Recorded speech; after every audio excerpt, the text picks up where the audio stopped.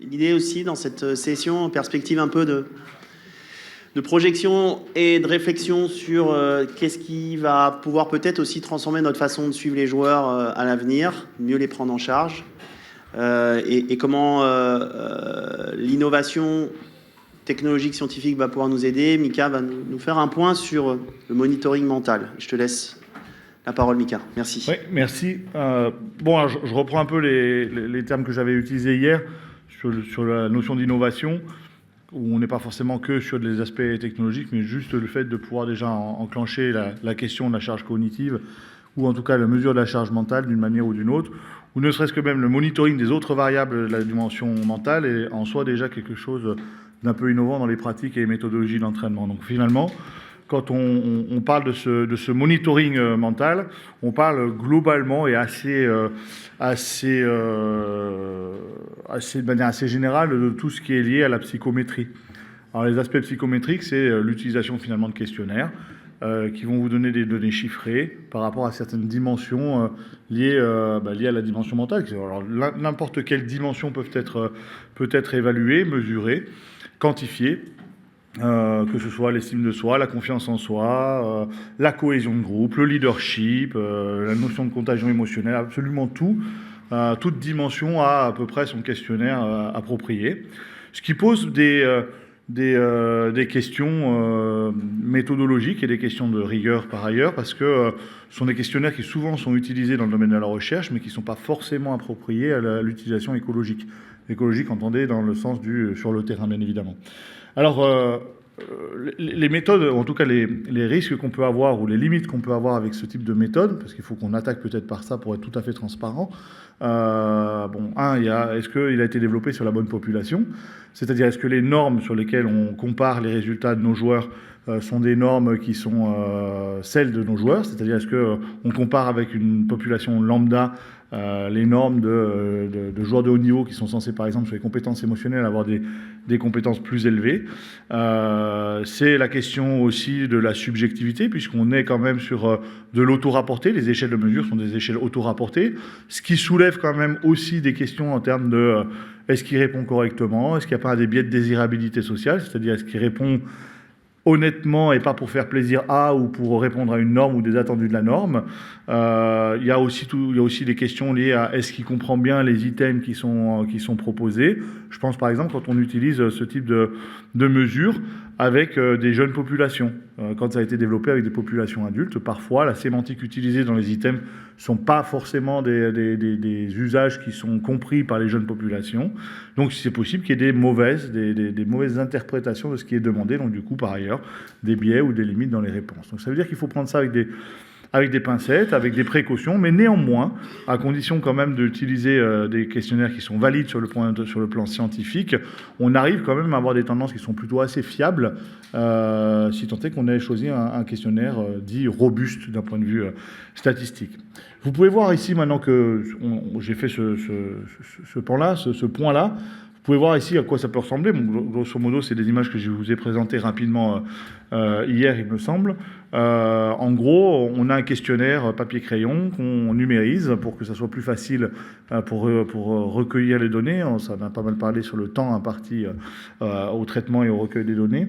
Et puis, derrière, avec ce qu'on appelle des clés de cotation, donc c'est-à-dire savoir quel item mesure quelle dimension, finalement, on est en mesure d'avoir de la quantification.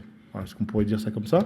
Une espèce en tout cas de données chiffrées qui a, et c'est la dernière peut-être limite qu'il faut qu'on fasse attention aujourd'hui quand on présente ça, c'est que, encore une fois, je vous ai dit hier, le beau est bon, et quand c'est bien présenté et que c'est sous forme de beaux schémas ou en tout cas de bonnes data viz, comme vous pouvez voir ici, ça peut très vite être apparenté à la même solidité, à la même robustesse que les données qui vous ont été présentées juste avant, alors qu'on n'a pas encore la même rigueur d'un point de vue scientifique et méthodologique. Donc il faut savoir ça, mais néanmoins on ne peut pas s'arrêter à ces limites, auquel cas on ne ferait rien, donc il faut savoir comment est-ce qu'on va pousser un peu plus loin les perspectives qui nous sont offertes par le monitoring. Et donc ici vous pouvez voir des monitorings qui ont été un peu plus poussés, qui ont été en fait réfléchis par rapport à la littérature sur quelles étaient les dimensions utilisable, pertinente pour nos populations. Par exemple, vous pouvez voir ici, alors ça ne se voit pas très bien, mais je peux vous le décrire, c'est le monitoring qu'on a fait pour les CS, les centres de suivi de moins de 15 ans. Non pas des visées de sélection pour toutes les raisons de limites que je vous ai parlé juste avant. C'est-à-dire que ceux qui sont peut-être dans des perspectives de sélectionner via du questionnaire, il faut que vous ayez en conscience la limite que ça, et donc du coup, que vous sélectionnez sur des données qui ne sont pas extrêmement fiables, en tout cas pas autant qu'en physio. Mais néanmoins, ça nous permet quand même de savoir les profils sur les aspects motivants. Alors, profils, sur les tendances en tout cas, sur les orientations motivationnelles, pour ce qui a été sur CS-15. On a tout ce qui est lié à l'estime de soi, tout ce qui est lié à l'identité sociale, tout ce qui est lié aux besoins, satisfaction des besoins psychologiques de base, qui sont en fait des variables que l'on a choisies au gré de la littérature sur tout ce qui est talent identification, donc sur l'optimisation, l'identification du talent. Et tout ça, en fait, on le pousse de plus en plus loin pour que ça se colle de mieux en mieux en fait, à nos pratiques quotidiennes. Comme vous pouvez voir ici, une application qui a été développée par le projet Team Sport, où on utilise des données des questionnaires de recherche. C'est exactement la même façon, mais de façon à être très très simple d'utilisation. C'est-à-dire qu'on a un administrateur qui peut être le préparateur mental ou un responsable de projet de performance mentale, qui peut administrer les questionnaires qu'il veut en fonction des besoins de l'équipe à tout moment ou du joueur. Le joueur reçoit ça sur son smartphone, remplit les questionnaires et on a la data vis qui vient sur l'administrateur. Donc on a quelque chose de très très simplifié et qui nous permet d'être tout de suite efficace, en tout cas sur les recommandations. Je vous donne un exemple sur les jeux. Non, c'était pas sur les jeux, c'était sur le tournoi de Madrid. On a eu un joueur qui nous a fait part d'une thématique, sans aller plus loin, et il aurait été intéressant de pouvoir faire passer un questionnaire pour savoir où il en était par rapport à cette thématique-là. En fait, on n'a pas pu sur Madrid et on a dû l'anticiper sur les jeux parce que ça prenait trop de temps en fait de le faire. Et ça nous permet clairement de gagner du temps et d'être réactif. Alors, ça, c'est pour l'espèce d'introduction par rapport au monitoring. Comprenez qu'on est dans le champ de la mesure, donc ce qu'on appelle dans les sciences, c'est la métrologie. On est dans le champ de la psychométrie, plus particulièrement, puisque ça concerne les aspects psycho, qui a des limites et qu'on essaie de les contraindre, dirons-nous. Je vous ai mis un petit schéma au départ qui n'a pas plu à Olivier, qui m'a demandé « Est-ce que tu es sûr que tu veux montrer ça dans la slide de début ?» parce que j'ai compris qu'il trouvait que c'était un peu moche. Je vous l'avais montré hier, mais je ne m'étais pas trop attardé dessus. Pourquoi est-ce que je vous montre ça aujourd'hui? Parce que ça fait partie de l'histoire en fait, du projet que je suis en train de vous présenter. On est donc en 2018, je vous avais dit hier, on accompagne l'équipe de France à 7 et je m'interroge très clairement de ce que j'observe et notamment sur c'est quoi le vécu d'un joueur ou d'une joueuse de rugby à 7.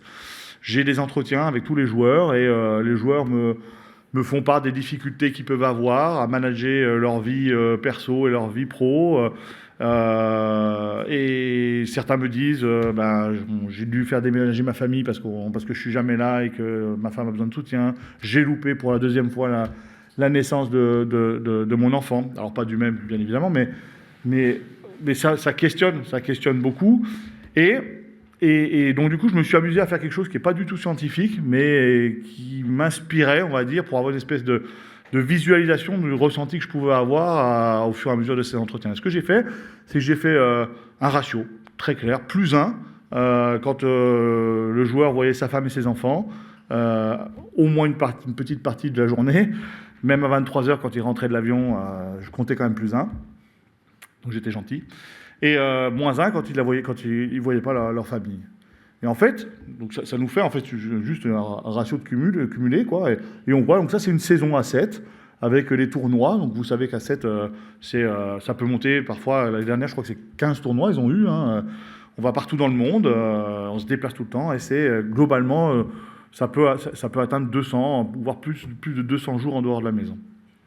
Et ça, par rapport au qualitatif que j'ai pu avoir, on associe assez clairement cette contrainte internationale à de la fatigue. Mais pas une fatigue forcément que physique qui est liée à l'avion ou au décalage horaire. Il y a une forme de fatigue mentale, on pourrait dire ça comme ça. En tout cas, il y a une forme de charge qui existe et ça nous questionne. Ça nous questionne à ce moment-là et Et donc, on essaie de la mesurer comme j'ai pu vous en parler hier. Et en questionnant ça, on est allé voir un peu ce qui se passe dans la littérature sur cette notion de charge mentale, en fait. Alors, ça a été très vulgarisé ces derniers temps avec la charge mentale, souvent associée à la mère de famille qui doit tout faire dans la maison quand le mari n'est pas là. Ça a été très vulgarisé, au point d'être faux, d'un point de vue théorique, assez clairement parfois. Parce qu'on ne sait pas trop en fait de quoi on parle, et souvent en fait quand on parle de charge mentale, on confond parfois avec la fatigue mentale. Et la fatigue mentale, on parle d'un état psychophysiologique, et surtout elle a été investie par un angle de l'activité cognitive, pour faire assez simple. Donc la fatigue mentale, on pourrait associer à une espèce de fatigue cognitive, et la charge mentale, on est sur quelles sont les ressources mobilisées cognitives par rapport aux ressources disponibles, pour faire assez simple. Alors avec des terminologies qui sont assez proches de celles que vous avez entendues avant, mais qui n'ont pas du tout la même signification, notamment en termes de charge interne, en tout cas intrinsèque, extrinsèque, et de charge essentielle. Globalement, si on reprend cette théorie, qui est une théorie de base dans le domaine de la fatigue cognitive, on a la charge intrinsèque qui est liée à la complexité de la tâche à effectuer. En fait, on est sur le côté effort de mémorisation, donc sur la mémoire de travail. Donc on se retrouve avec la complexité de la tâche sur la charge intrinsèque, on a sur la façon et la complexité de la façon dont c'est présenté pour mémoriser, et on a l'effort que ça a pour apprendre, c'est-à-dire transformer une information simple ou complexe d'ailleurs dans la mémoire à long terme. Bref, je ne m'attarde pas là-dessus parce qu'en plus, ce n'est pas forcément mes champs d'expertise, mais on y voit ici, en fait, quelque chose de très très proche de ce que vous avez entendu avant en termes de perspectives possibles d'application. C'est-à-dire que là, le projet qu'on est en train de monter, de réfléchir, de mettre en place, c'est une espèce de collage avec la méthodologie d'entraînement. C'est-à-dire qu'on réfute de plus en plus la dimension mentale comme étant à part, mais on essaie de la coller de plus en plus à ce que l'on connaît dans la méthodologie d'entraînement. C'est-à-dire qu'on a besoin de quantifier, on a besoin de planifier, on a besoin de savoir comment est-ce qu'on récup, on a besoin de savoir quelles sont les méthodologies qui fonctionnent, on a besoin de savoir comment la monitorer, justement, puisque c'est aujourd'hui. Donc, l'intérêt d'aller sur cette charge mentale, plus particulièrement, c'est parce qu'on sait que ça influence la performance. Là, pour l'heure, il y a toute une littérature, notamment en psychophysiologie. C'est un facteur qui est déterminant pour la performance. Ça joue sur tous les facteurs cognitifs liés à l'attention, la mémoire.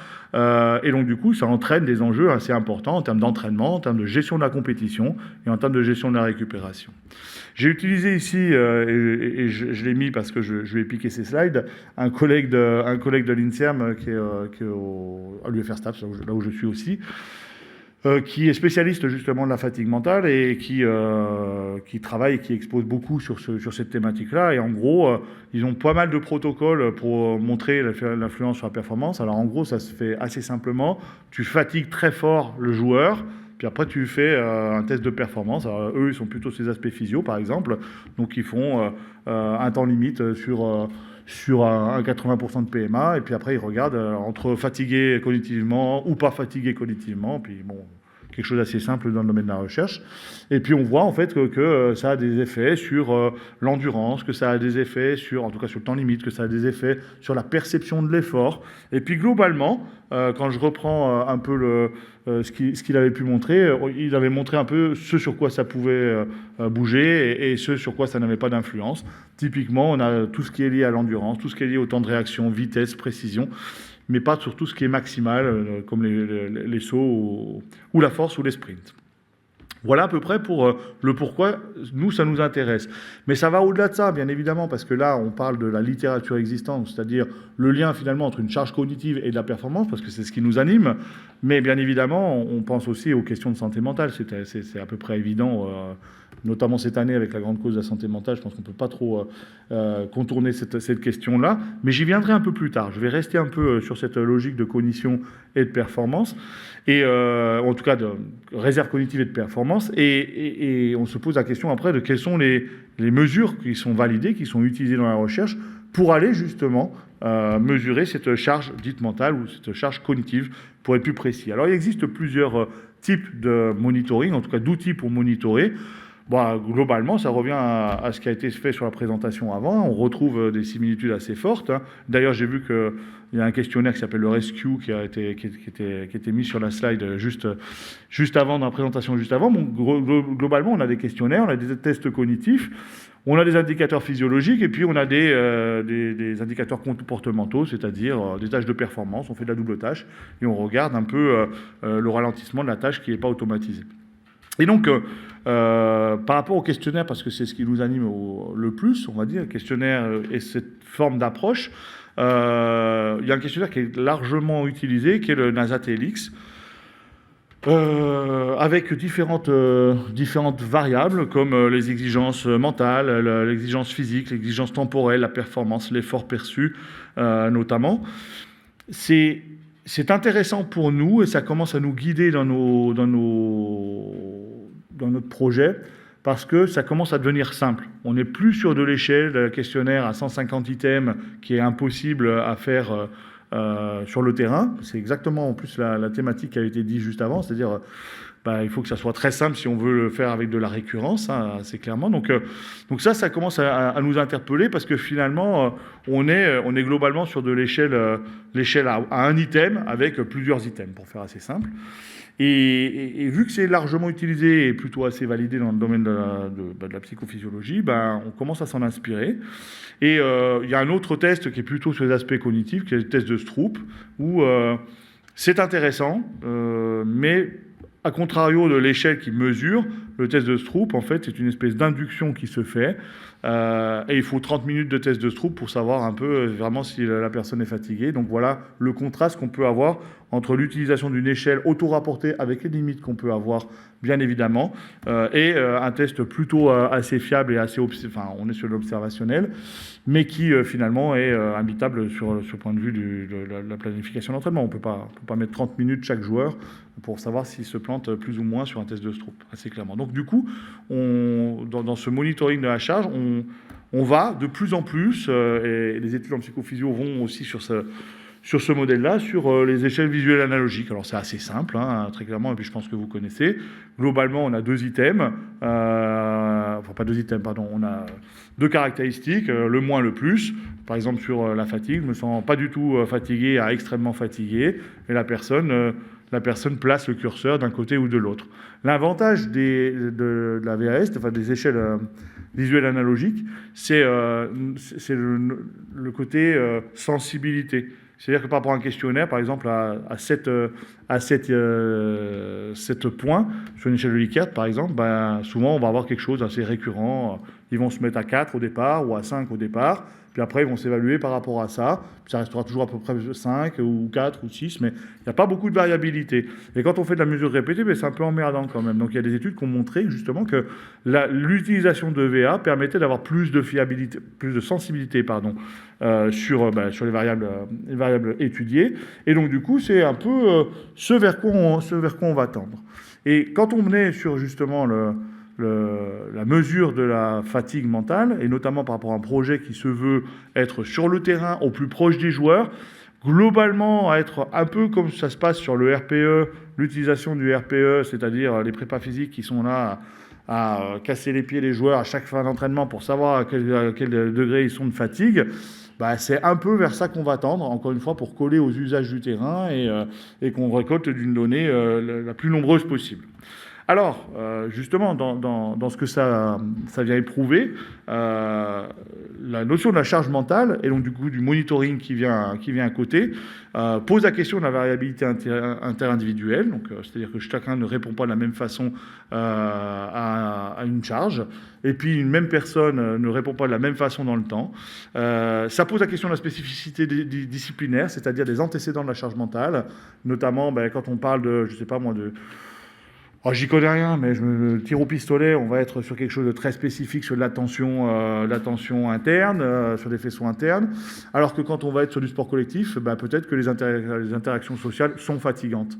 Elles le sont très clairement, il suffit de voir un peu les joueurs, comment ça fonctionne, et le besoin qu'ils ont de pouvoir être en dehors, on va dire, des fois, avoir des moments à eux. On sait que ces interactions sociales fatiguent, par contre, on ne sait pas comment ça fatigue. Et puis, il y a les caractéristiques de l'entraînement, très clairement, c'est-à-dire que pour l'instant, on peut avoir quelques données. On a fait des papiers, un papier notamment sur la charge de la pré-saison, mais finalement, c'est une période, c'est très contextuel, mais on ne sait pas exactement ce qui se joue dedans et comment ça influence la charge cognitive. Donc, il y a un manque de valeur écologique. Et très clairement, ce qui nous anime pour nous, c'est de savoir aussi, est-ce qu'un entraînement à haute intensité est fatigant cognitivement à la même hauteur qu'une réunion d'1h30 sur de l'analyse de jeu. Et est-ce que faire un repas avec tous les joueurs ensemble suite à une défaite, est-ce que finalement c'est pas plus fatigant cognitivement que de se dire on va laisser de côté et récupérer socialement parce qu'on n'a pas envie de voir les mecs quand on a perdu, peut-être quand on a une dynamique un peu mauvaise. Tout ça on ne sait pas en fait. Et donc du coup on a essayé de réfléchir à ça. Et on est allé plus loin, et notamment parce qu'il y a aussi ces aspects, enfin, pas parce que, mais ça se colle, on va dire, c'est un peu opportun, mais il y a aussi cette question de la santé mentale qui rentre, avec d'autres variables un peu annexes, connexes. On pense au burn-out sportif, par exemple, mais plus globalement, quand on regarde un peu les usages sémantiques de la charge mentale, en fait, on s'aperçoit que ce n'est pas tout à fait que de la charge cognitive. Et d'ailleurs, la théorie que je vous ai montrée juste au début sur la charge cognitive explique que l'effort pour mémoriser, puisque je vous rappelle que c'était sur la mémoire de travail au départ, ces travaux-là, est dépendante aussi des aspects motivationnels. Donc, c'est-à-dire la motivation que l'on a à justement apprendre. Donc, quand on regarde un peu tout ça, on s'aperçoit qu'il y a d'autres dimensions connexes, et notamment sur les dimensions affectives et sur les dimensions motivationnelles. Et donc ça, c'est ce qui a bâti en fait finalement le projet que je vous présente, c'est-à-dire qu'on va parler maintenant, en tout cas nous, c'est comme ça qu'on l'a nommé par rapport aux travaux qui sont sur la player load, on va prendre plutôt un concept de player mental load, c'est-à-dire la cognition, en tout cas les aspects cognitifs, l'impact sur les aspects affectifs et l'impact sur les aspects motivationnels. Quelque chose qu'on a fait avec le set, que je vous ai montré hier sur le rescue, l'utilisation du rescue, où on avait déjà pris en compte, suite au schéma moche qu'Olivier m'a reproché, on avait fait justement cette mesure-là à 7 pendant 1 an. Tous les 15 jours, on mesurait un peu le niveau de sensation de stress et de récupération. Le rescue, ce qui est intéressant par exemple, c'est qu'il y a un monitoring sur la sensation de récupération sociale. Ça, ce sont des choses qui commencent à venir et qui sont, pour nous, vraiment importants. Donc, si vous voulez, on a, sur la player load, quelque chose qui nous semble important pour prévenir de la santé, jusque pour aller sur la performance. Si je veux vous résumer un peu tout ça, c'est-à-dire que, bien évidemment, ça nous permettra de prévenir peut-être un peu la sensation de burn-out ou la survenue de burn-out. C'est surtout aussi quelque chose qui va nous amener à optimiser la planification de la charge d'entraînement, à individualiser l'entraînement, à intégrer ou améliorer les plages de récupération mentale et, bien entendu, d'avoir un monitoring, cette fois-ci, beaucoup plus complet que juste le NASA TLX que j'ai pu vous présenter, par exemple. Alors, on en est au début, et le projet, et j'en ai terminé ici parce que j'ai pris le carton rouge, le projet que vous voyez ici sur la Player Mental Load va être lancé, là, dans 15 jours, ça y est, ça attaque, avec Agathe qui est ici, tu peux faire coucou Agathe, voilà, vous allez la revoir souvent, qui va être en charge justement de ce projet scientifique, où en fait on va créer cet outil, en tout cas on va créer un outil de monitoring, et puis on va essayer de voir la PML dans un aspect contextuel. Alors j'ai beaucoup aimé ce qui avait été fait sur la première conférence avec Mona Lisa, parce que ce que j'ai dit juste avant, c'est exactement ça, on est sur la granularité, donc là on est vraiment sur la Mona Lisa complète, jusqu'au point du pixel, c'est-à-dire le côté un peu plus situationnel, c'est-à-dire qu'on va comprendre ce qui se passe dans une saison de manière assez macro, et surtout, c'est là où ça va être innovant pour nous, c'est qu'on va essayer d'aller choper de la donnée sur tout type d'entraînement, dans toute situation possible, vécue par les joueurs, et voir si finalement il n'y a pas des choses qui sont un peu explicatives de la charge mentale, en tout cas de cette PML. Voilà, merci pour votre attention.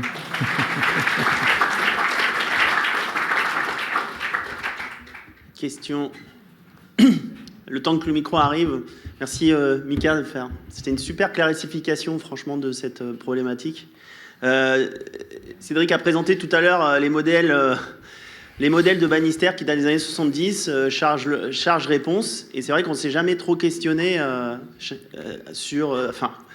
concernant ces aspects-là, et je pense qu'ils ont été largement sous-évalués parce que c'était complexe. Donc tout ce qui est complexe, on avait tendance à l'écarter. Mais ça paraît d'une telle évidence maintenant de se questionner sur l'effet d'une charge de travail sur ces réponses sur la dimension mentale et cognitive, tellement évident, surtout dans un sport comme le nôtre, sport professionnel, où la charge est certes sur le terrain, mais énormément à l'extérieur. Et donc, je trouve que c'est un beau défi que tu as présenté, et en tout cas, on va tout faire pour y répondre. Alors, Agathe, heureusement que tu es dans tes prépas mentales, parce que tu as une belle pression qui t'a mis là. Donc, tu vas savoir bien le gérer, j'en suis sûr.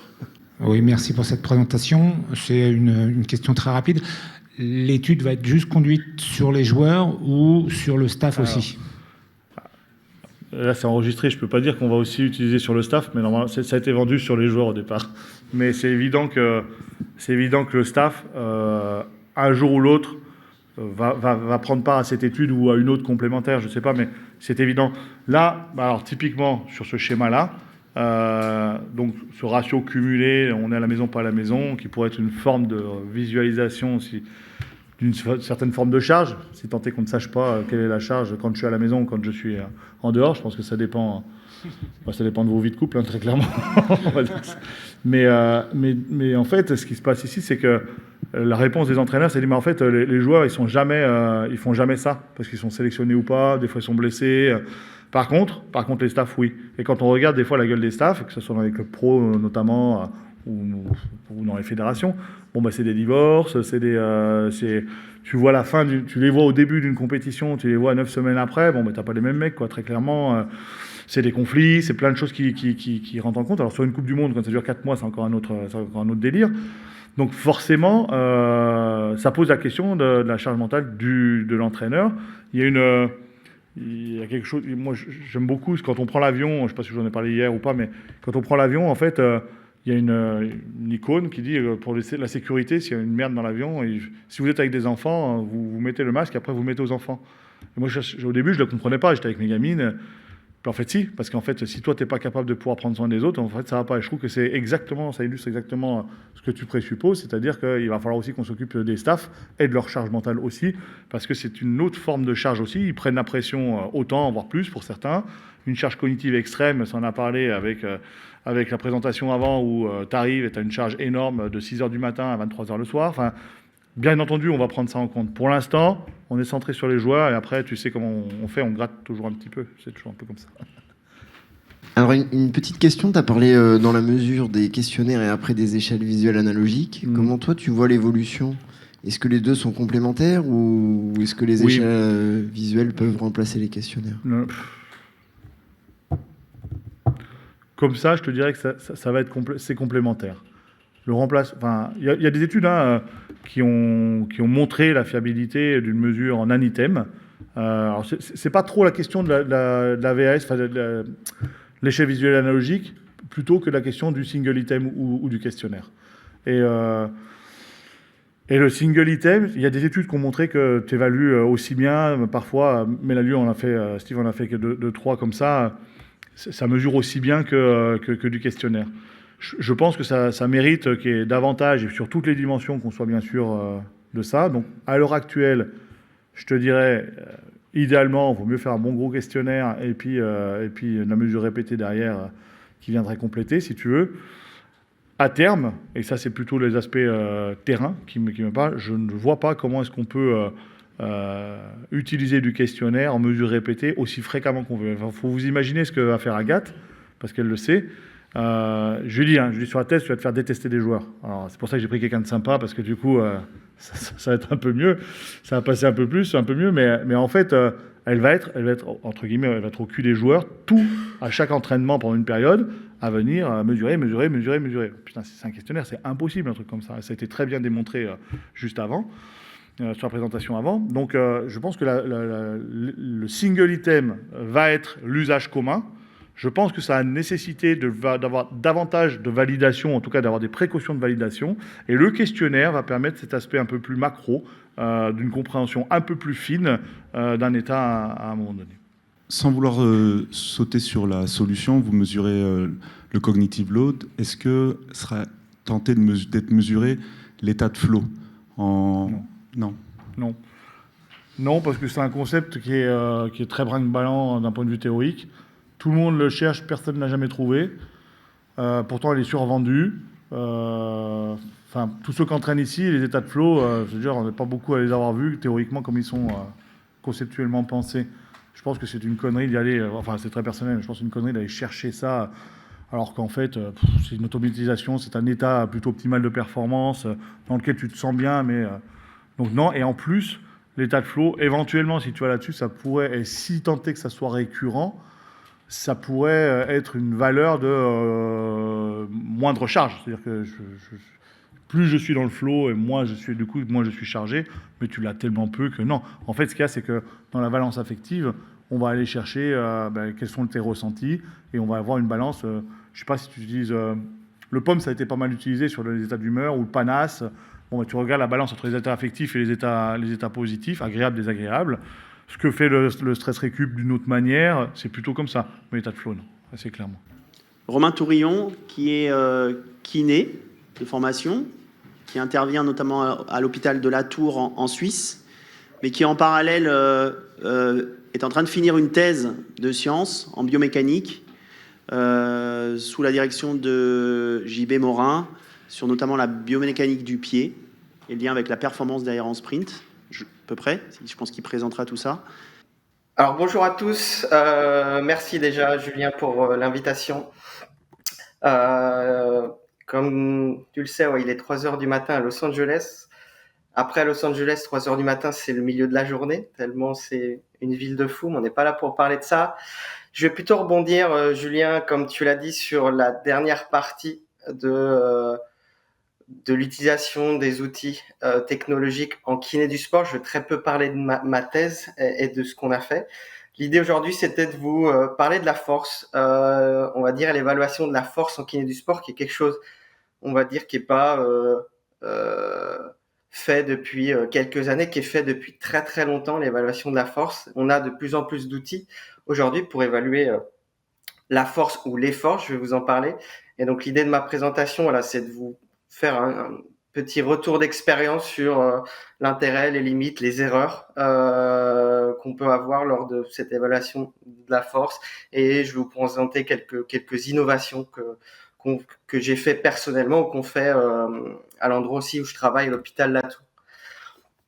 Donc si on parle de mes 3 grands champs de mon activité professionnelle en kiné du sport, sport scientist et consultant, on va dire j'ai toujours été un petit peu noyé dans la data, dans les données par rapport aussi à l'établissement dans lequel je travaille, à l'hôpital de la Tour, qui est un centre de médecine du sport qui est basé à Genève, au labo dans lequel j'ai effectué ma thèse que j'ai soutenue en mai à l'université de Saint-Étienne, un labo bioméca 3D. Et puis, si on prend tout ça, ça fait que j'ai brassé quelques données. Je vous mets quelques chiffres sur ma thèse. On a fait 740 heures d'expérimentation à peu près. On a fait énormément d'MVC, donc des contractions maximales isométriques. On a fait de l'analyse de plateforme 3D sur plein de tâches explosives. Et puis, sur l'aspect clinique, donc, j'utilise les données un petit peu tous les jours par avoir la chance d'avoir beaucoup d'appareils à disposition aussi. Mais on en revient aussi un peu à, c'est bien d'avoir des données. J'aime beaucoup cette phrase du big data versus relevant data. Qu'est-ce qu'on garde à la fin? C'est bien d'en avoir, mais qu'est-ce qu'il va falloir finalement garder et interpréter? Et je vais revenir là-dessus juste après. On dit souvent que, j'entends souvent dire que non, moi, l'évaluation c'est pour les chercheurs. Je vais pas utiliser des données, utiliser la technologie. Je fais pas de la recherche, etc.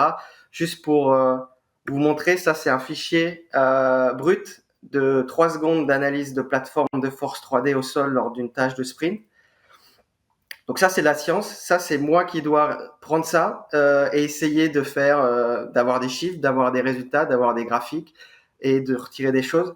C'est quand même très très loin des outils qu'on a clés en main en tant que clinicien aujourd'hui, comme vous voyez ces beaux graphiques qui sont déjà tout faits, où la donnée elle est déjà traitée. Donc non, je ne pense pas qu'utiliser des outils technologiques ou évaluer tout simplement et de la recherche, il y a 2 choses un petit peu différentes. J'ai décidé de découper mon topo en 4 grosses parties en prenant le mot data. Déjà, on va savoir de quoi on parle quand on parle de données de force. Je vais vous montrer un petit peu les détails qu'il faut absolument prendre en compte lorsqu'on évalue la force. Et puis, vous montrer aussi que tout n'est pas précisément mesurable. Aujourd'hui, on a plein de technologies, c'est bien. Ça nous donne de plus en plus de données, c'est très bien. Mais aussi, ça fait un peu de bruit. Et il y a des choses aujourd'hui qu'il faut faire attention à leur utilisation. Et puis la dernière, attention, trop de données tue les données. Qu'est-ce qu'il faut garder, qu'est-ce qu'il faut choisir et on reviendra dessus. Alors de quoi on parle? J'aime bien dire quand on parle de force, l'évaluation de force en kiné du sport, on a différents moyens d'expression de cette force. La force maximale isométrique, la force explosive, la force dynamique maximale lourde, la force dynamique maximale rapide. Et on va dire la dernière grand cercle, c'est la force réactive.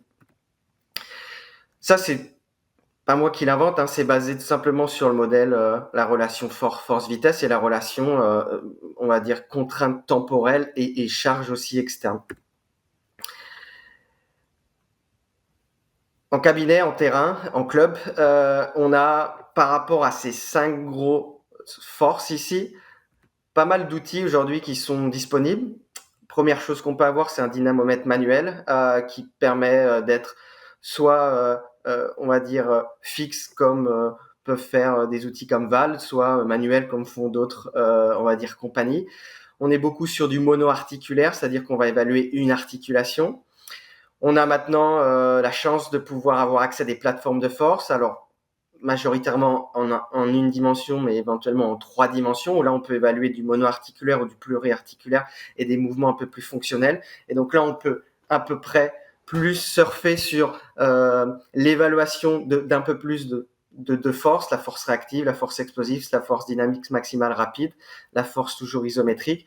Et puis on a l'isocinétique, hein, qui est aussi très présent. Alors beaucoup plus présent dans des structures sportives ou dans des centres de rééducation que dans des cabinets par rapport notamment au prix. Et puis c'est la même chose sur l'appareil cinétique, on peut évaluer la force maximale isométrique et puis éventuellement la force dynamique maximale lourde ici. Donc vous doutez bien que le choix et les décisions sur l'évaluation de la force, ça dépend de mon outil, de ces 3 outils-là, on va dire. Et puis plus j'ai la chance d'avoir ces outils, plus j'ai de données. Et plus ça fait de choses intéressantes à vouloir, on va dire, prendre. Le choix et la décision, le choix d'outils, la décision après de quelle force je vais évaluer chez mon athlète, elle se base souvent dans 2 contextes. J'aime bien dire qu'il faut toujours contextualiser l'évaluation. Et pour moi, les 2 contextes que je vois pour un kiné du sport, c'est soit d'être dans un contexte de robustesse, un contexte de performance. La robustesse, c'est quoi? C'est juste la capacité à être constamment disponible pour s'engager à effort maximal durant les entraînements et les matchs. C'est un concept qui a été beaucoup travaillé par nos confrères irlandais, notamment. Et cette contexte de robustesse, un programme de robustesse, comme ils aiment le dire, c'est un programme qui se base sur différents facteurs. Vous avez les facteurs non modifiables, l'âge, le sexe, la position du joueur, le bien-être, on en a aussi un petit peu parlé, sommeil, stress, nutrition, la charge, aiguë, chronique, hors rugby, la fréquence, les matchs. Et puis vous avez les facteurs neuromusculaires avec notamment la force qui rentre dans ces aspects-là ici. Donc ce modèle-là, de modèle d'évaluation de la force, de monitoring de la force, dans un modèle de robustesse, c'est quelque chose qu'on doit monitorer tout au long de la saison, tout au long de la carrière et avoir éventuellement des choses intéressantes. Une autre, quand on est aussi kiné du sport, c'est d'évaluer cette force dans un contexte de blessure, donc d'évaluer les déficits de force post-blessure en comparaison avec mon côté sain et ou alors des normes que j'ai d'avant-blessure par rapport à mon groupe ou alors à la littérature. Donc ça, c'est plutôt un modèle, on va dire, durant la saison, de façon ponctuelle quand le joueur est blessé. Mais si on prend le modèle de robustesse, si on arrive à monitorer un petit peu régulièrement la force, on peut en ressortir des trucs, des infos intéressantes. Ça, c'est des données justement du rugby irlandais qui nous montrent quoi? Qui nous montrent que en monitorant régulièrement la force du mollet, force maximale isométrique du mollet, et aussi l'explosivité pied-cheville sur un drop jump à 15 cm, on se rend compte que le cadran en bas à gauche, donc c'est je suis ni fort ni explosif, en gros, où j'ai des déficits là-dessus. Ils se sont rendus compte que ça commençait à être, où c'était très corrélé avec beaucoup de joueurs ou d'athlètes qui avaient des récurrences d'histoires de blessures au mollet, que ça soit liaison musculaire et ou tendinopathie d'Achilles. Et puis la zone optimale, forcément, de développement resterait le fait d'être fort, c'est bien, mais d'être fort et explosif.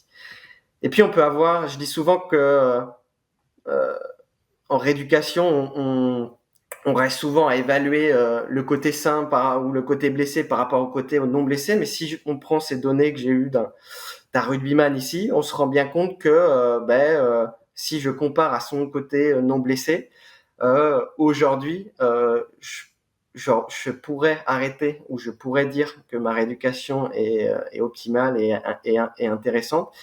Mais si je me remets dans un contexte de futur ou de monitoring dans le temps ou de développement des qualités dans le temps, j'aurais envie de me dire que ça serait quand même intéressant qu'on continue à travailler cette partie-là, parce qu'il reste quand même toujours dans le cadran, les deux côtés, dans le cadran en bas à gauche qu'on n'aime pas trop.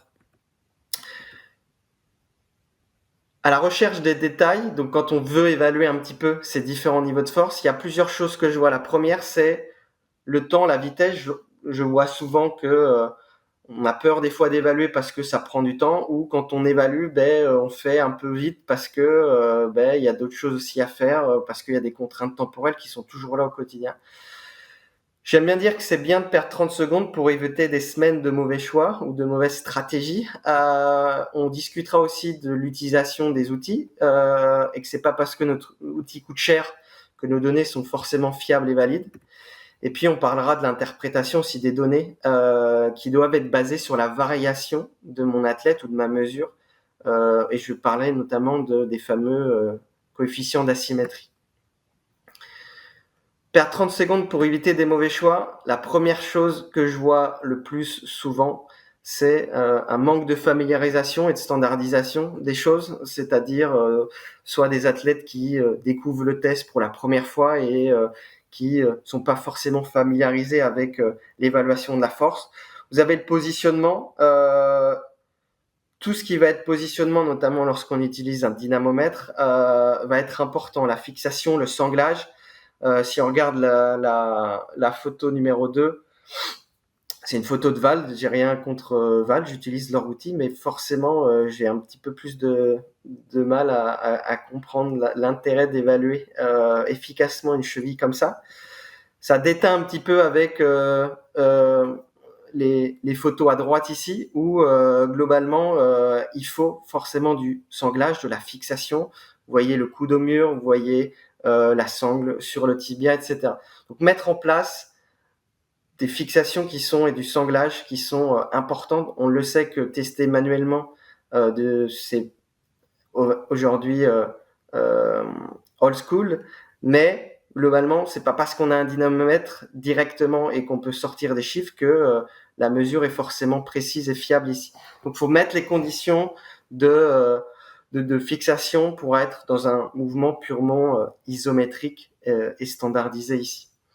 Je reprends cette photo-là, par exemple la photo numéro 2, je me souviens d'être allé dans un grand club pour leur montrer un petit peu des choses sur l'évaluation, et je me souviens globalement qu'ils évaluaient un petit peu dans cette position-là.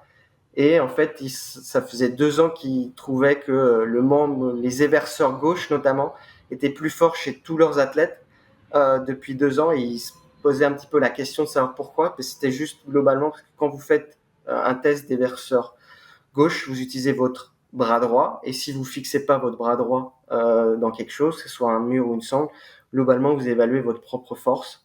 Et donc ils avaient juste 2 ans de données sur leur propre force, mais absolument pas sur les éverseurs de leur athlète. Donc c'était drôle de voir leur tête juste quand je leur ai dit que c'était mieux d'être dans une position de mec test avec des choses isométriques derrière. Les baselines, lorsqu'on évalue une force, vous avez forcément une évaluation d'une courbe de force. Je dis souvent que ça, c'est des choses qu'on peut souvent avoir, que je vois régulièrement lorsque je regarde des données qui ont été faites autre part, ici. Ça, c'est des données de CMJ, des données de saut sur plateforme de force, avec des baselines qui sont globalement inexploitables. Pourquoi ? La baseline, c'est super important puisque ça vous permet de mesurer le poids du sujet. Et puis, puisque ça vous permet de mesurer le poids du sujet, ça vous permet ensuite, pour le logiciel d'analyse, de déclencher le début du mouvement. Et après, tous les calculs, si vous voulez, se font derrière.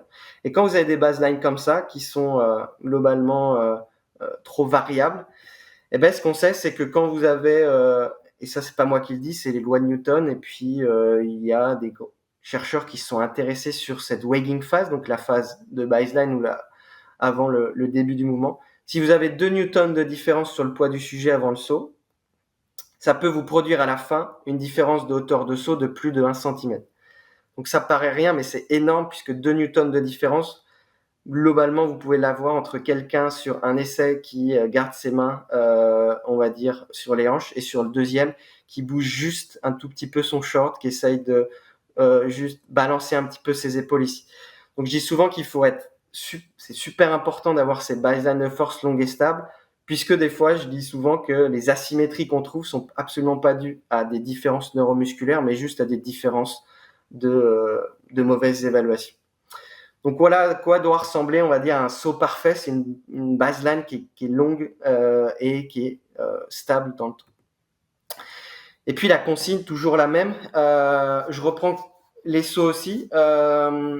Beaucoup de chercheurs, notamment les Espagnols, qui sont intéressés à voir la différence d'évaluation ou la différence sur les variables de force lorsqu'on changeait la consigne. Et le saut de plus haut versus le saut le plus haut et le plus vite peuvent amener à 30% de différence sur des variables comme le RSI, la puissance ou l'impulse. Donc c'est super important aussi de standardiser vos consignes, de donner toujours la même à vos athlètes, peu importe, on va dire, les postes, les positions, et peu importe les essais, pour qu'on soit sûr aussi de minimiser ces variations à la fois individuelles et aussi au niveau du groupe. Ça, c'est une évaluation d'isocinétique aussi que j'ai reçue un jour. Et ça, c'est une autre évaluation que j'ai reçue un jour ici. Donc, on est sur de la force dynamique d'extension du genou et on est sur une force maximale isométrique d'extension du genou. Si on regarde les coefficients de variation, globalement, mon ISO, il a un coefficient de variation dans ce test-là de 23%, alors qu'il est de 7% sur mon dynamo. Donc, je dis souvent, c'est absolument pas l'outil qui vous donne toujours la meilleure fiabilité, c'est-à-dire c'est pas parce que mon isocinétique il coûte 120 000 € qu'il est tout de suite précis, et à l'inverse, la même chose pour le dynamo. Ce qui veut juste dire que ces coefficients de variation ou cette variation de la mesure, elle est super importante que vous utilisez des choses précises comme, on va dire, l'ISO, comme le dynamomètre. Donc, chercher le plus possible une stabilisation de la performance. Moi, j'utilise toujours l'évaluation du coefficient de variation entre les répétitions pour être sûr, globalement, d'arriver à une stabilisation de la performance. Si on regarde l'essai ou l'évaluation dynamo, on aurait tenté de se dire que 3 essais, c'est pas assez puisqu'on a une augmentation de la force sur le 3e essai avec un coefficient de variation qui est de 7%. Donc moi, j'aurais bien aimé voir un 4e ou un 5e essai. Donc cherchez une stabilisation de la performance, ce qui vous donnera le fait d'utiliser soit la moyenne des répétitions, soit le max. Vous aurez globalement la même information. Si vous faites pas ça, si vous prenez pas du recul sur la variation entre vos essais, cherchez plutôt, pour moi, quand même la moyenne plutôt que le max. Donc la précision de l'outil dépend plus de votre évaluation générale que de l'outil en lui-même, et ça nécessite de l'humilité et juste un regard sur les données. Regardez les données, regardez la synergie des données. N'hésitez pas à supprimer un essai, recommencer. Ça va être fondamental par rapport à ça. Et c'est un cercle plutôt vertueux, justement. Plus on va vouloir avoir des choses précises, une stabilisation de la performance, calculer le coefficient de variation, et plus on va voir un petit peu ce qui fonctionne moins bien, notamment sur le testing et la standardisation des choses. La dernière chose, baser notre interprétation finale par rapport à la variation de mon athlète ou ma mesure. J'aime beaucoup dire que, en tout cas, on sait qu'il faut baser notre asymétrie index, donc le pourcentage d'asymétrie de différence, par rapport à ce coefficient de variation. Pourquoi? L'asymétrie index, c'est quoi? C'est que vous faites le membre le plus fort moins le membre le plus faible divisé par le membre le plus fort fois 100. Vous avez un pourcentage qui donne un déficit en faveur, on va dire, d'un côté. Et puis, vous devez baser en fait ce pourcentage sur votre coefficient de variation. Et ce qu'on sait, c'est que si votre asymétrie elle est supérieure à 2 fois le coefficient de variation, on peut globalement dire qu'elle est cliniquement interprétable.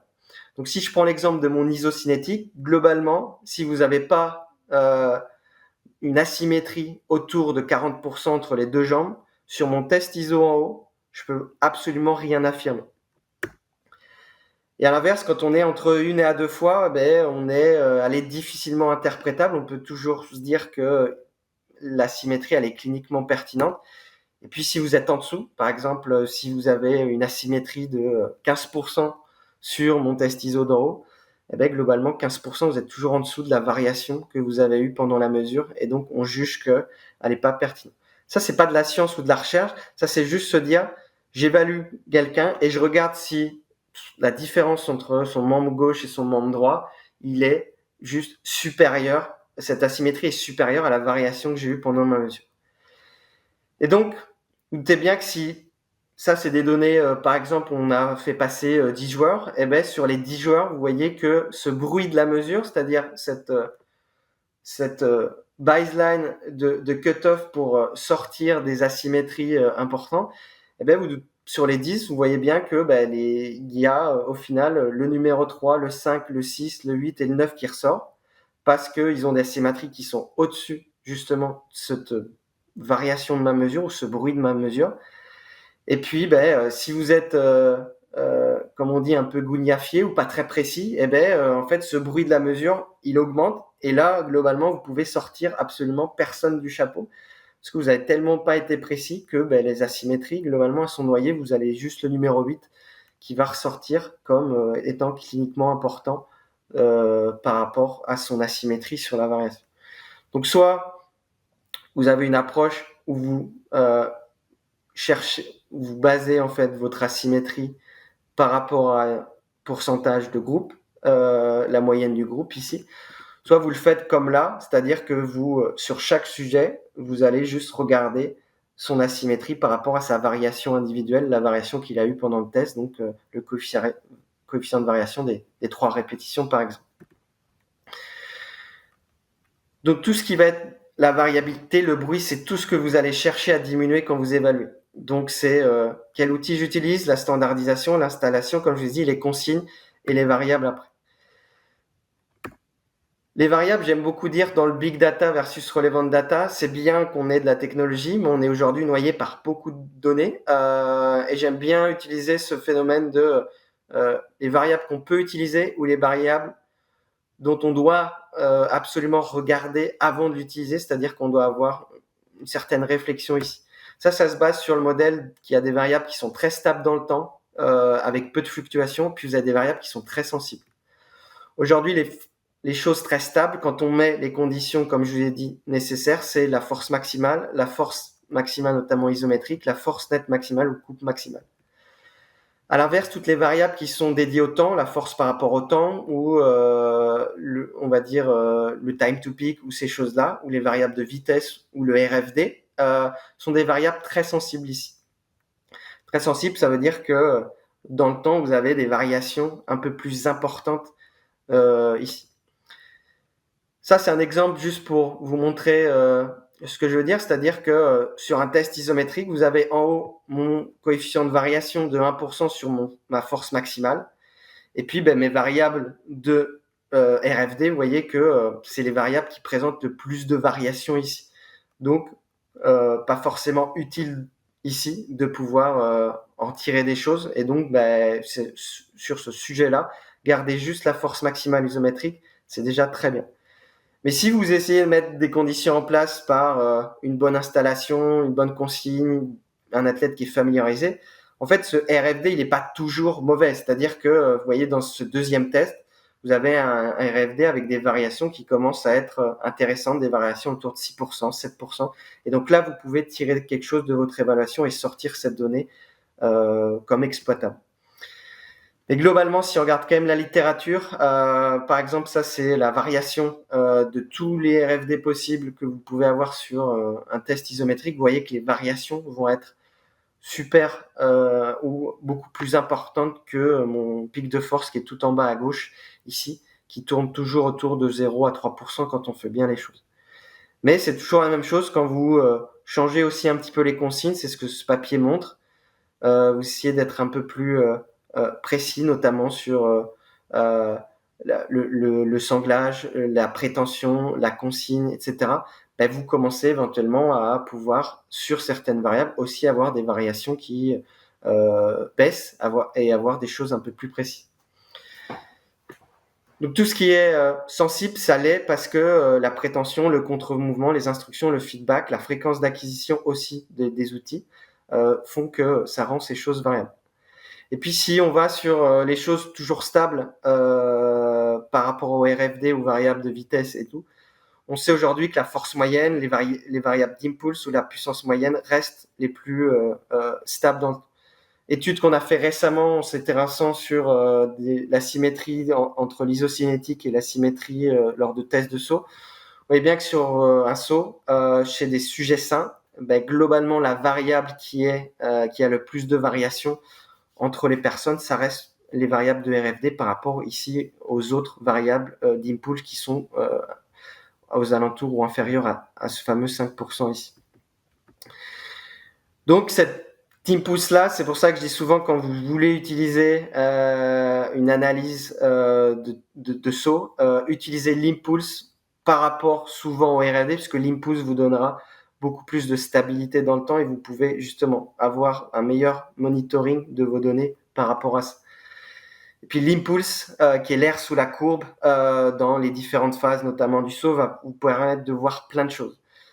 Dans le champ gauche, directement quand je vois juste la courbe, je sais que sur ce saut-là, vous avez un athlète qui a du mal à générer de la force dans les angles profonds, que ce soit de la force de décélération et ensuite de restituer cette force sur la première partie de la propulsion. Et puis sur la troisième, ma dernière partie de la phase de propulsion avec, vous voyez, ce petit courbe bleue qui est au-dessus du courbe, ça m'indique que sur la fin de la triple extension, notamment, donc sur la capacité à utiliser l'extension genou-cheville, il y a une supériorité, notamment du côté gauche. C'était un athlète qui avait subi une rupture du tendon d'Achille à droite. Donc voilà sur cette notion. Dites-vous toujours que vous avez des variables qui sont stables si on met bien les choses en place, et puis vous avez des variables qui sont des fois plus sensibles, peuvent devenir pertinentes à condition de bien faire les choses ici. Et puis je finis par attention, trop de données tue les données. On a souvent tendance à évaluer plein de variables, plein d'articulations en une seule fois sur un court laps de temps. Je vous laisse deviner de quoi je parle, les fameux tests de pré-saison, qui sont souvent inexploités, redondants, fatigants, lassants, et par rapport à ça aussi, des fois peu fiables, valides et précis. J'aime beaucoup quand je travaille avec des clubs aussi, notamment parler de reverse engineering de l'évaluation des forces, c'est-à-dire que au lieu de faire une énorme batterie de tests avec plein de choses à l'intérieur et donc avoir plein de données, j'aime bien dire qu'il va falloir contextualiser la donnée. Contextualiser la donnée, c'est baser en fait nos évaluations sur l'épidémio interne au sein d'une équipe, au sein du club, les antécédents de blessures ou le body chart.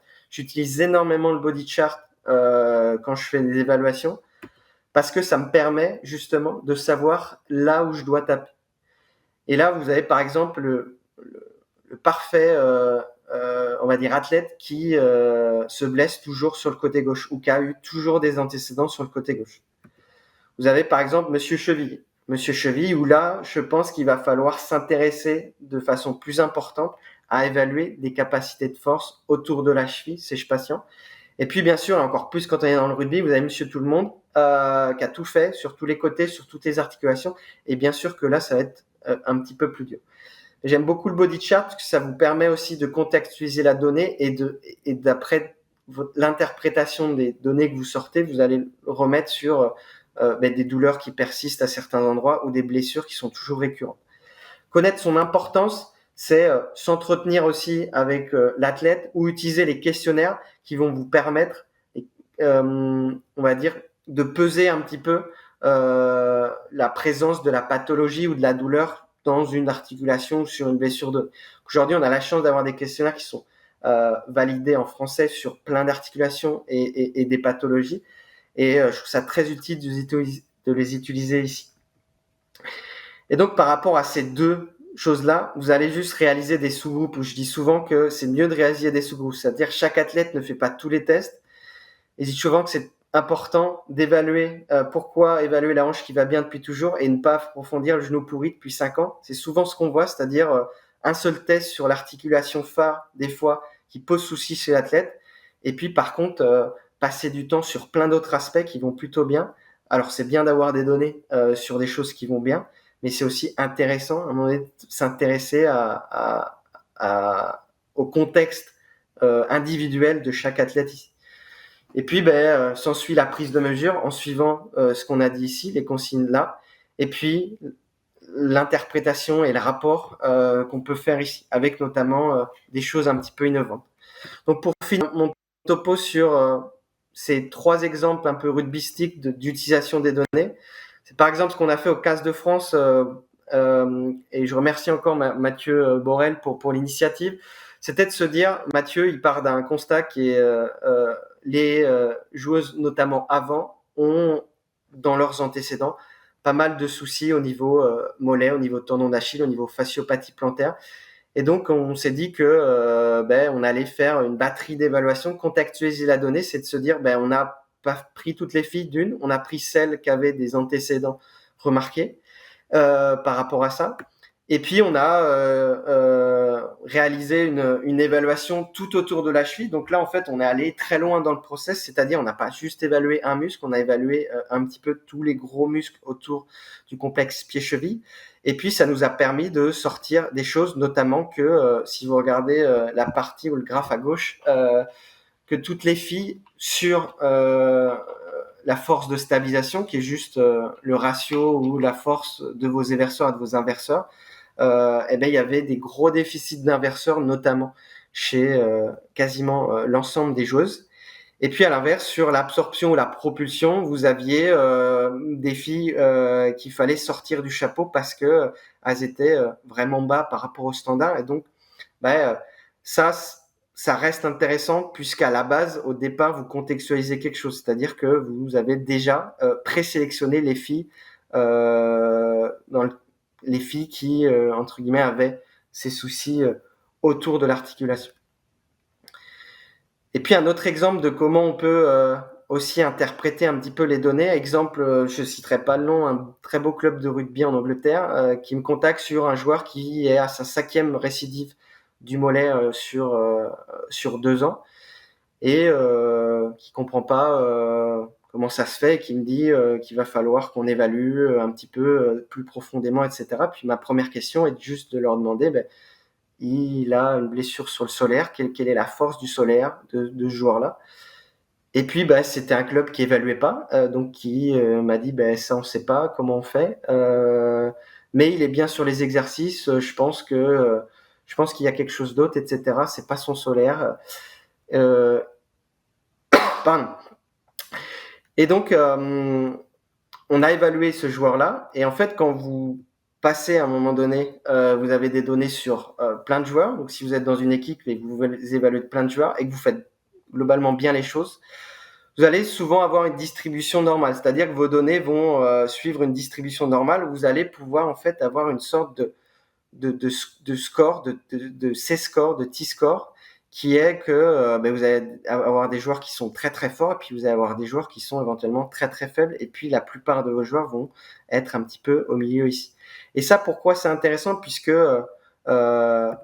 aujourd'hui, vous allez commencer à avoir dans la littérature des données qui sortent justement sur ces T-scores ici.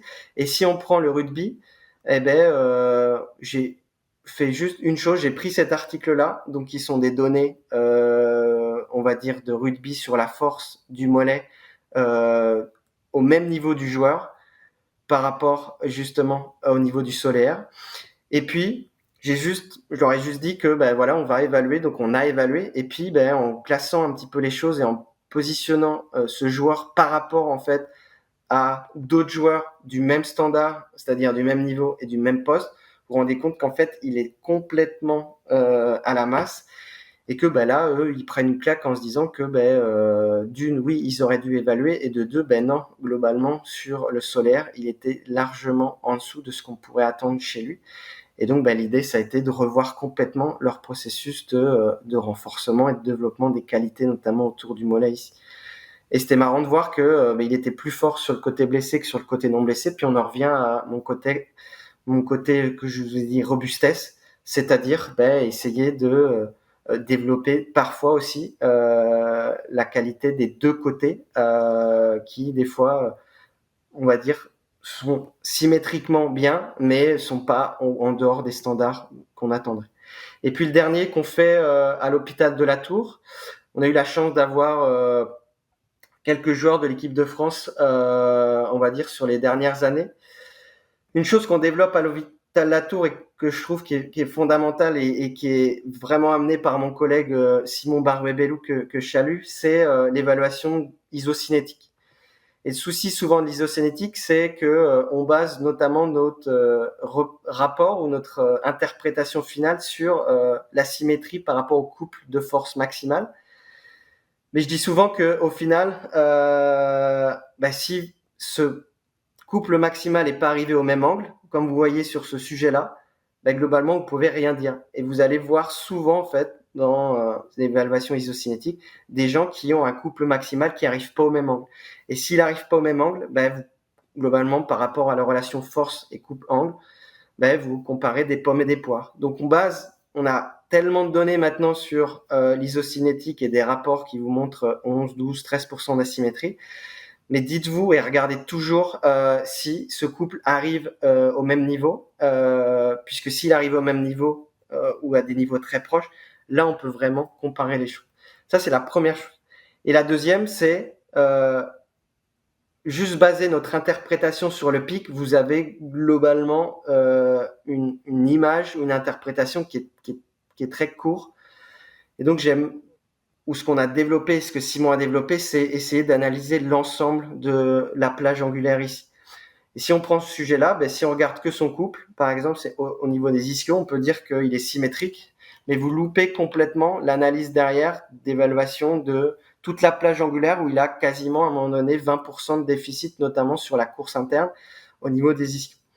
Et c'est un petit peu ce qu'on a développé, ce qu'on développe à l'hôpital de la Tour. Et si on prend par exemple un des cas des sujets, je sais plus c'est lequel ici, on commence à sortir, notamment grâce à de l'innovation et sortir les données brutes de l'isocinétique et les traiter nous-mêmes par un script MATLAB. Donc, c'est de l'ingénierie à la base. Maintenant, ça nous prend 30 secondes, mais à la base, ça a mis 3 mois à être développé.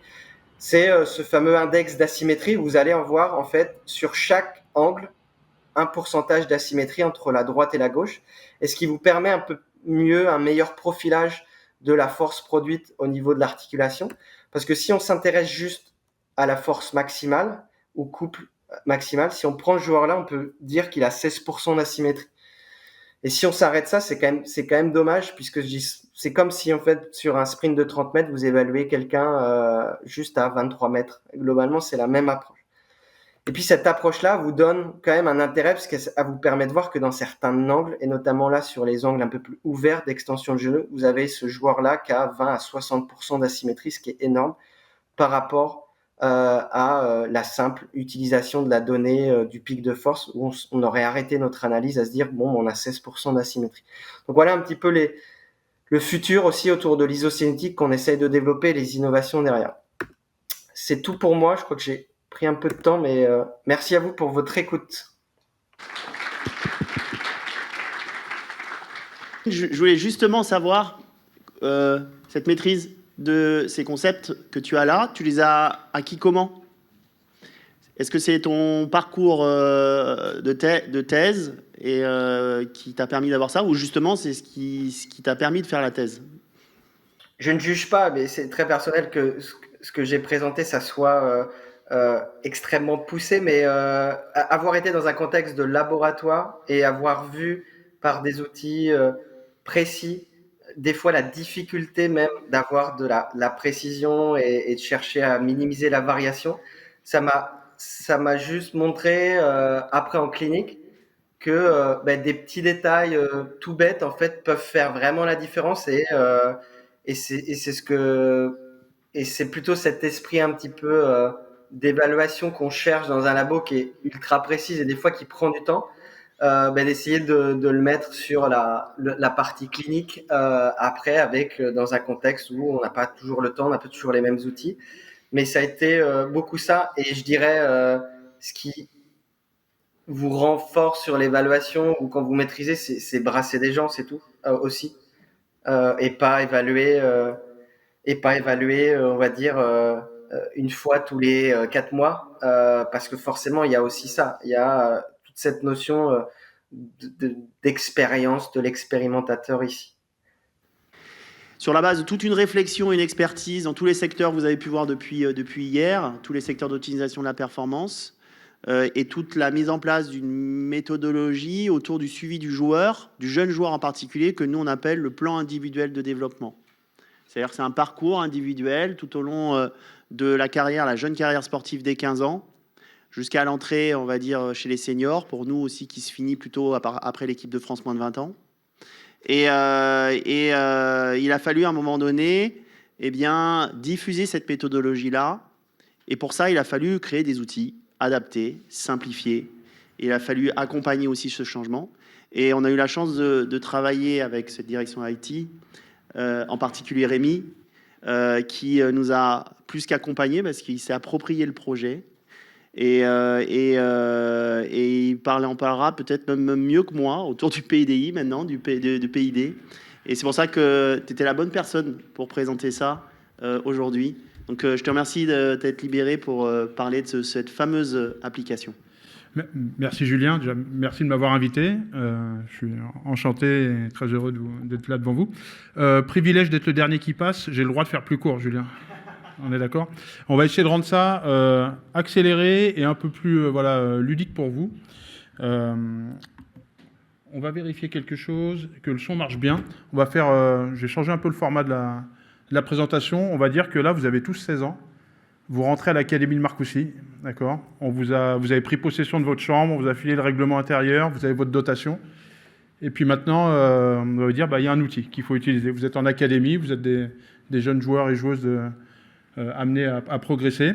Et donc, on va vous passer la petite Pour vidéo. accompagner le développement des jeunes joueuses et joueurs à fort potentiel,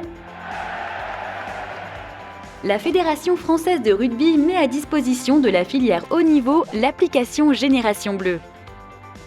Prenons l'exemple d'une jeune joueuse entrant dans un pôle espoir rugby. Elle installe l'application directement sur le site web générationbleu.ffr.fr ou en flashant un QR code. Elle y retrouve facilement les tests que les préparateurs physiques lui ont fait passer. Chaque performance est accompagnée d'un code de couleur permettant de se situer par rapport aux critères de la filière. Les performances remarquables correspondant aux critères du 15 de France sont mises en évidence par une médaille. Chaque nouveau match auquel elle participe est disponible depuis son écran d'accueil. Elle doit tout d'abord saisir une auto-évaluation. Elle a ensuite accès à l'évaluation du match par ses superviseurs.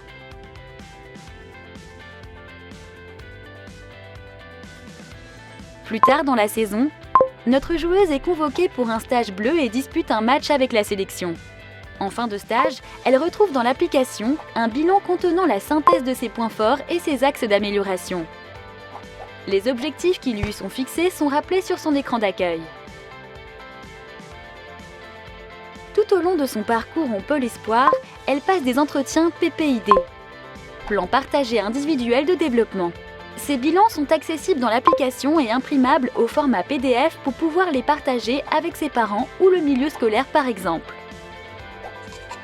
De leur côté, les évaluateurs, qu'ils proviennent de clubs, de pôle espoir ou de sélection, ont accès à l'ensemble des informations des joueuses et joueurs de leur périmètre. Une vue mosaïque permet par exemple d'accéder facilement aux évaluations d'un même match. Enfin, un menu statistique permet d'afficher des suivis longitudinaux, de comparer des joueurs et d'identifier les profils les plus intéressants. Grâce à Génération Bleu, les joueuses et joueurs de la filière haut niveau et leurs encadrants disposent d'une vue 360 des performances provenant des clubs, des pôles espoirs et des sélections. L'application facilite ainsi la progression des jeunes talents du rugby français et les rend acteurs de leur parcours.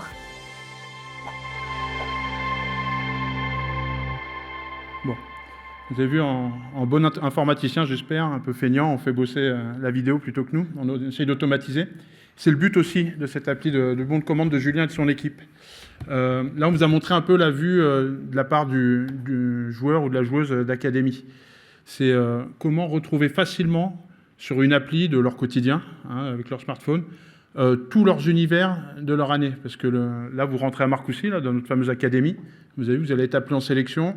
Vous allez jouer dans votre club. Vous êtes en académie, mais vous allez jouer avec le club de Massy, du Stade Français, du Racing à côté. Vous avez des encadrants différents. Vous avez des univers différents. Si chaque univers a son propre outil, le joueur il se retrouve noyé dans tout ça. En plus, il pourrait y avoir des façons d'évaluer différentes. Donc là, c'est un outil unique pour le joueur. Donc si j'avance un tout petit peu, les slides, on va les passer très très vite. Ça, on s'en fiche. C'est voilà, c'est un peu une vision 360 pour le joueur. Il retrouve tous ses univers en une seule appli et en quelques clics. Il a ses calendriers des matchs éligibles qui jouent... vous savez, au rugby, des fois, c'est un peu compliqué. On joue dans des rassemblements, on peut être surclassé. Je peux jouer en espoir, en pro, je joue en Crabos. Bah là, je retrouve tous les calendriers potentiels, tous mes matchs, semaine après semaine.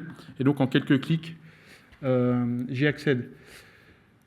Je veux signaler, Julien, que si on a réussi à mettre en place cette appli, c'est parce qu'on est arrivé à un moment où vous nous avez sollicité, ton équipe, où vous étiez mûrs, en fait, sur les process. C'est-à-dire que ce n'est pas nous qui avons construit comment on évalue un joueur. Les équipes de Julien sont arrivées, ils savaient comment évaluer un joueur. Ils ont fait aussi, je ne sais pas si je dois appeler ça un sacrifice, des choix plutôt. Pour qu'on puisse passer au niveau industriel d'une application, il a fallu simplifier certaines façons d'évaluer. Pour cette première version de Génération Bleu, c'est la première année où elle est en place, on n'évalue pas, on évalue tous les joueurs selon les mêmes critères. Il n'y a pas de différenciation par poste. On pense que ça va arriver les saisons d'après, mais pour une première saison, pour respecter le planning et pour ne pas perdre tout le monde dans les évaluations, c'est une évaluation, on évalue un pilier ou un ailier selon les mêmes catégories de critères. Bien sûr que le contenu de l'évaluation sera différent, on appelle ça profil au poste. Est-ce que j'ai été bon par rapport à mon poste ? D'accord ? Mais on est sûr qu'à l'avenir, en fonction du fait que j'ai évolué pilier, deuxième ligne, troisième ligne sur la feuille de match, il y aura des critères plus poussés. Mais ça, voilà, je tiens à le dire, les équipes de Julien ont su aussi faire les choix pour qu'on passe à l'étape industrielle. Les points clés, parce que l'appli fonctionne, elle a utilisé les académies, c'était la simplicité. Là, vous êtes la promotion Marcoussis de cette année. Forcément, l'an prochain, il y a une prochaine promotion qui va découvrir. Il faut que l'outil... On ne peut pas venir vous former toutes les académies tous les ans et revenir régulièrement. Il faut que l'outil ait une facilité de prise en main. Donc, l'expérience utilisateur était au cœur de la pensée de l'outil. On disait création d'une synergie entre les acteurs du PPID. Je vous l'ai dit, c'est entre les sélections, les académies, les clubs, que tout le monde utilise le même outil, que tout le monde puisse accéder, quand c'est légitime, aussi aux infos qui sont saisies par les autres acteurs. Si je suis le sélectionneur des moins de 20, je vois ce qui se passe dans le club de Brive, si le petit jeune il est au club de Brive, et inversement, quand je suis un entraîneur du club de Brive, je sais ce que mon joueur fait en sélection. Je peux voir les évaluations. J'ai accès à ces données. Il n'y a pas que le joueur qui est acteur, il y a aussi ses encadrants. Et cet outil permet aussi de sécuriser l'accès à ces données, puisqu'il y a un système d'authentification, et aussi le jour où vous n'êtes plus entraîneur de Brive, vous n'avez plus accès aux données. D'accord ? Et vous n'accédez qu'aux données de votre périmètre. L'évolutivité, je vais y revenir. La conformité, donc je vous l'ai dit, c'est surtout vis-à-vis de la RGPD. Et point important, c'est le dernier point en bas à votre droite, c'est que pour que vous puissiez tout de suite être intéressé par l'outil, vous retrouvez déjà à l'intérieur vos tests physiques que vous avez passés en centre de suivi moins de 15. Ça a été abordé un petit peu ce matin, je crois que c'est Mickaël qui a parlé un peu des CS moins de 15. Avant de rentrer en académie, vous avez fait des tests. Quand je rentre sur l'outil, vous n'avez pas une coquille vide. Vous retrouvez déjà les données qui ont été saisies sur vous dans le passé. Donc c'est un moyen de rendre aussi aux joueurs et joueuses leurs données. J'avance un peu parce que là, on a beaucoup parlé joueurs et joueuses. On va avancer un petit peu vers les encadrants. Alors, il y a quelques chiffres. Ça, ils datent du mois de février, ces chiffres-là. On ne les a pas remis à jour. Mais voilà, aux 2 tiers de la saison, on savait que c'était gagné puisqu'on avait, en gros, les joueurs l'utilisaient, les encadrants l'utilisent. On a quelques académies sur lesquelles on doit faire un petit effort de formation supplémentaire. Mais c'est de la résistance un peu au changement, mais c'est classique. C'est des chiffres classiques. Mais les volumes nous montrent que c'est rentré dans les usages. Voilà, je vous passe. On était à mi-saison, on avait 3 évaluations en match en moyenne par joueur et joueuse, sachant que pour les joueuses, dans les académies, c'était rentré un petit peu plus tard. Donc c'est qu'une moyenne. Dans certaines académies, à mi-saison, ils avaient 10-12 évaluations par match.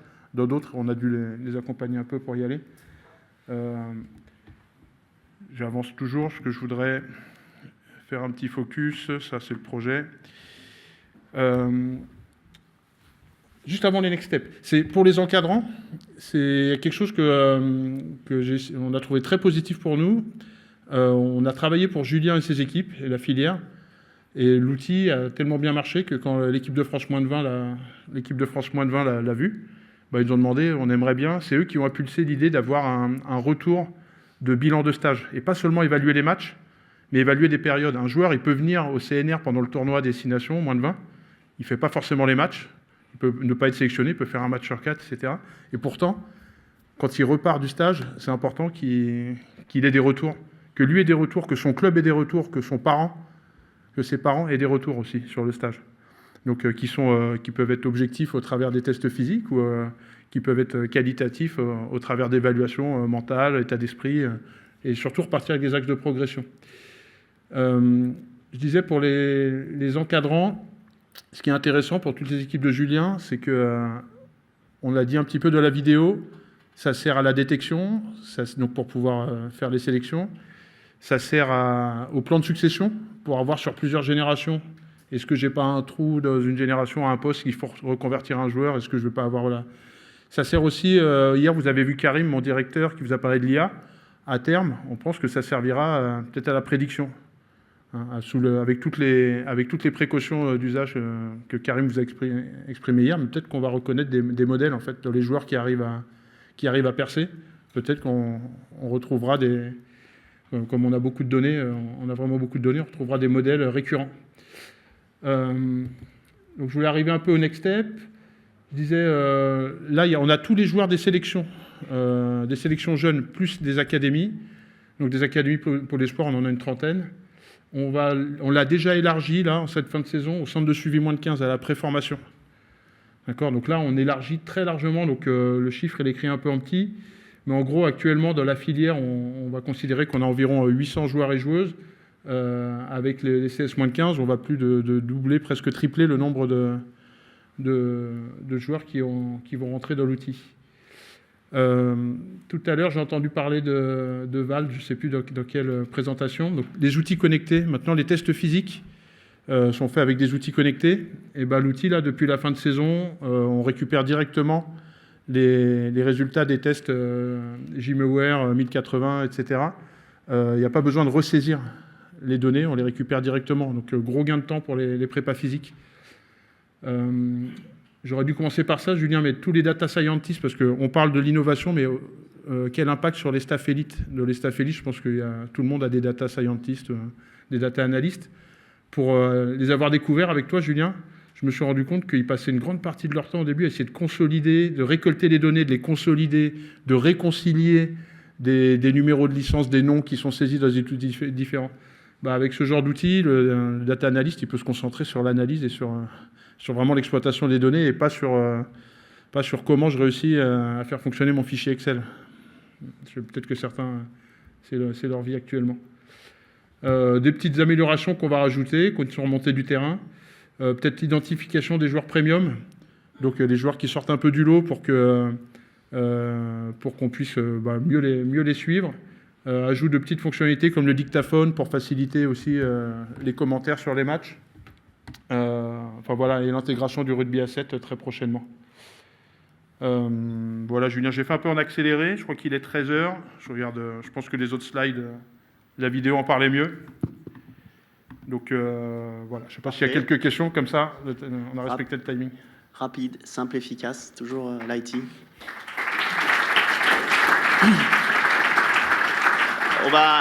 Étant donné qu'on va lancer la table ronde, je te demandais de rester si tu acceptes. On pourra peut-être, si certains ont des questions plus spécifiques, les poser à ce moment-là. Avant de lancer cette table ronde et d'inviter notamment Jonathan Logel à descendre. Cédric, Rémi, restez. Vous pouvez vous asseoir sur les... j'ai même pas fait exprès qu'en fait, en effet, vous avez bossé ensemble. Juste pour faire le lien, cet outil-là, il a été réfléchi sur la base de ce qu'on a dit au lancement de cette conférence, c'est que chaque performance est singulière. Chaque joueur va avoir un parcours singulier, personnalisé. Le tout, c'est de conserver une forme d'historique pour aider tous les acteurs, tous les membres des staffs qu'il va avoir entre le moment où il rentre dans la filière, c'est-à-dire à 15 ans, et au moment où peut-être il sortira en senior, et bien d'avoir un historique pour pouvoir bien le connaître avant de le rencontrer. C'est vraiment ça l'idée. C'était vraiment ça l'idée. Et essayer de proposer un parcours personnalisé, un fameux PPID, plan partagé individuel développement. Et il nous fallait un outil justement qui puisse le permettre, relativement commun, avec un langage commun auprès de tous les clubs, etc. Ça a été vraiment, en tout cas, le point de départ, mais il fallait que nous aussi on mûrisse sur tous les secteurs de la performance. Et je pense que ça a été bien compris parce que vous voyez que l'outil est extrêmement didactique, pédagogique. Et surtout, il correspond à une plateforme dans laquelle on viendra insérer tout un tas d'autres outils. Tu parlais de Val, tu parlais d'autres. Peut-être à terme, il y a un outil qu'a mentionné très rapidement Mika sur la dimension mentale qui sera Team Sport. De la même façon, on pourra peut-être mettre les données dedans. Voilà. Donc ça, c'est vraiment important. La place du joueur au centre du dispositif. Et d'ailleurs, c'est un peu la question qu'on veut poser. On se laisse 20-25 minutes, si vous voulez, encore, pour discuter eh bien, de la place du joueur dans tout ça. On a parlé beaucoup de données, beaucoup de techno, beaucoup de staff, très peu des joueurs, même si ça a été un peu cité. Quel rôle le joueur va avoir dedans, sachant que c'est quand même celui sur qui on récupère toutes les données. Et pour ça, du coup, on a invité Jonathan Logel, merci d'avoir accepté un week-end de venir, c'est super sympa. J'ai envie de dire que... Alors, je vais te laisser présenter ton parcours, ça sera bien plus pertinent. Mais j'ai envie de dire qu'à l'image des millennials qui sont nés avec Internet, toi, tu es né avec les technologies sur le dos, même presque, depuis le début. Et donc, je trouvais ça intéressant, de par ton parcours, qu'on puisse discuter un peu de ça. Voilà. Donc, on aura quelques questions à te poser après, mais en tout cas, je te laisse libre d'échanger. Et les collègues à côté pourront rebondir sur aussi l'expérience qu'ils ont eue.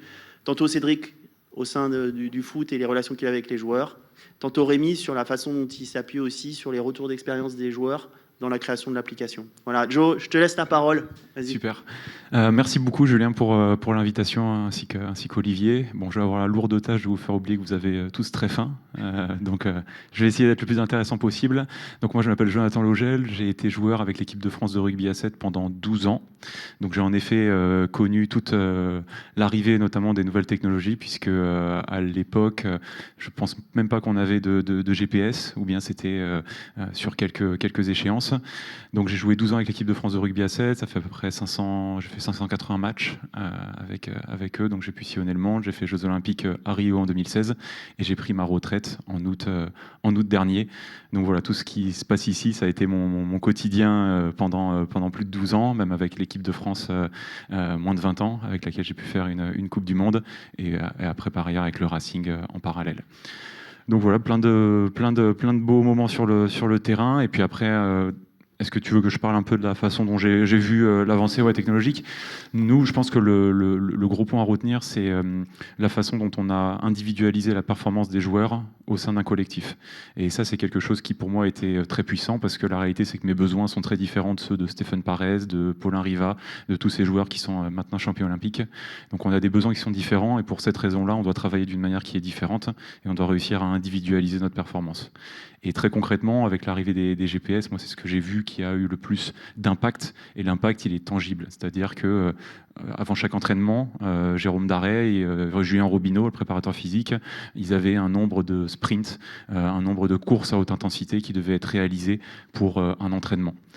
C'est assez simple. On avait un data analyst qui était sur le bord du terrain avec son ordinateur. On calcule le nombre de sprints, donc d'accélération à haute intensité qui ont été réalisés. Et à la fin de l'entraînement, s'il y en avait 25 et que j'en ai fait 20, j'en fais 5 de rab. J'en fais 5 en plus. Donc c'est peut-être un petit peu bête, on va dire bête et méchant, mais la réalité, c'est qu'au rugby à 7, on réalise tellement d'accélération qu'il faut préparer son corps à ça. Et moi, j'étais dans cette posture où je devais le développer. Donc ça, c'est une chose qui m'a beaucoup aidé. En plus, après, dans tout l'environnement des technologies qui nous accompagnaient pour la prévention de blessures.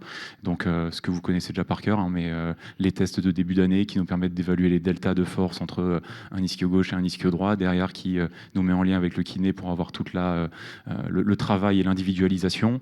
Maintenant, ça, c'est une chose d'avoir de la donnée à disposition, d'avoir un delta, d'avoir des routines, mais le reste, après, c'est de le faire, d'adopter, de s'engager et de trouver finalement une forme de plaisir dans la réalisation de l'action, parce qu'on est tellement aussi pris, nous les joueurs, par l'exigence du terrain, par améliorer son potentiel sportif, où on voit finalement la performance beaucoup aussi par le biais de l'action et du jeu, que parfois on peut avoir tendance à oublier tous ces petits facteurs qui environnent la performance et qui sont pourtant déterminants. Et je pense que ce qui a beaucoup évolué aussi en 12 ans, c'est la façon dont tous les acteurs, que ce soit des entraîneurs, des préparateurs physiques, des analystes vidéo, nous ont rendu cette donnée accessible pour qu'elle puisse être tangible pour nous, les joueurs, et que ça réponde à nos besoins. Et je pense que c'est aussi un de votre enjeu, qui n'est pas seulement de rester en chambre et de faire des choses, entre guillemets, qui parlent purement data pour des data, mais aussi faire en sorte de le rendre tangible, concret, parce que finalement, il y a un gros levier culturel. Et je pense que c'est aussi tout ce travail et ces moments-là qui nous permettent d'avancer ensemble pour comprendre la puissance de la donnée au profit de la performance sportive. Mais tout ça, c'est aussi dans les mœurs, c'est aussi la façon dont les entraîneurs en parlent.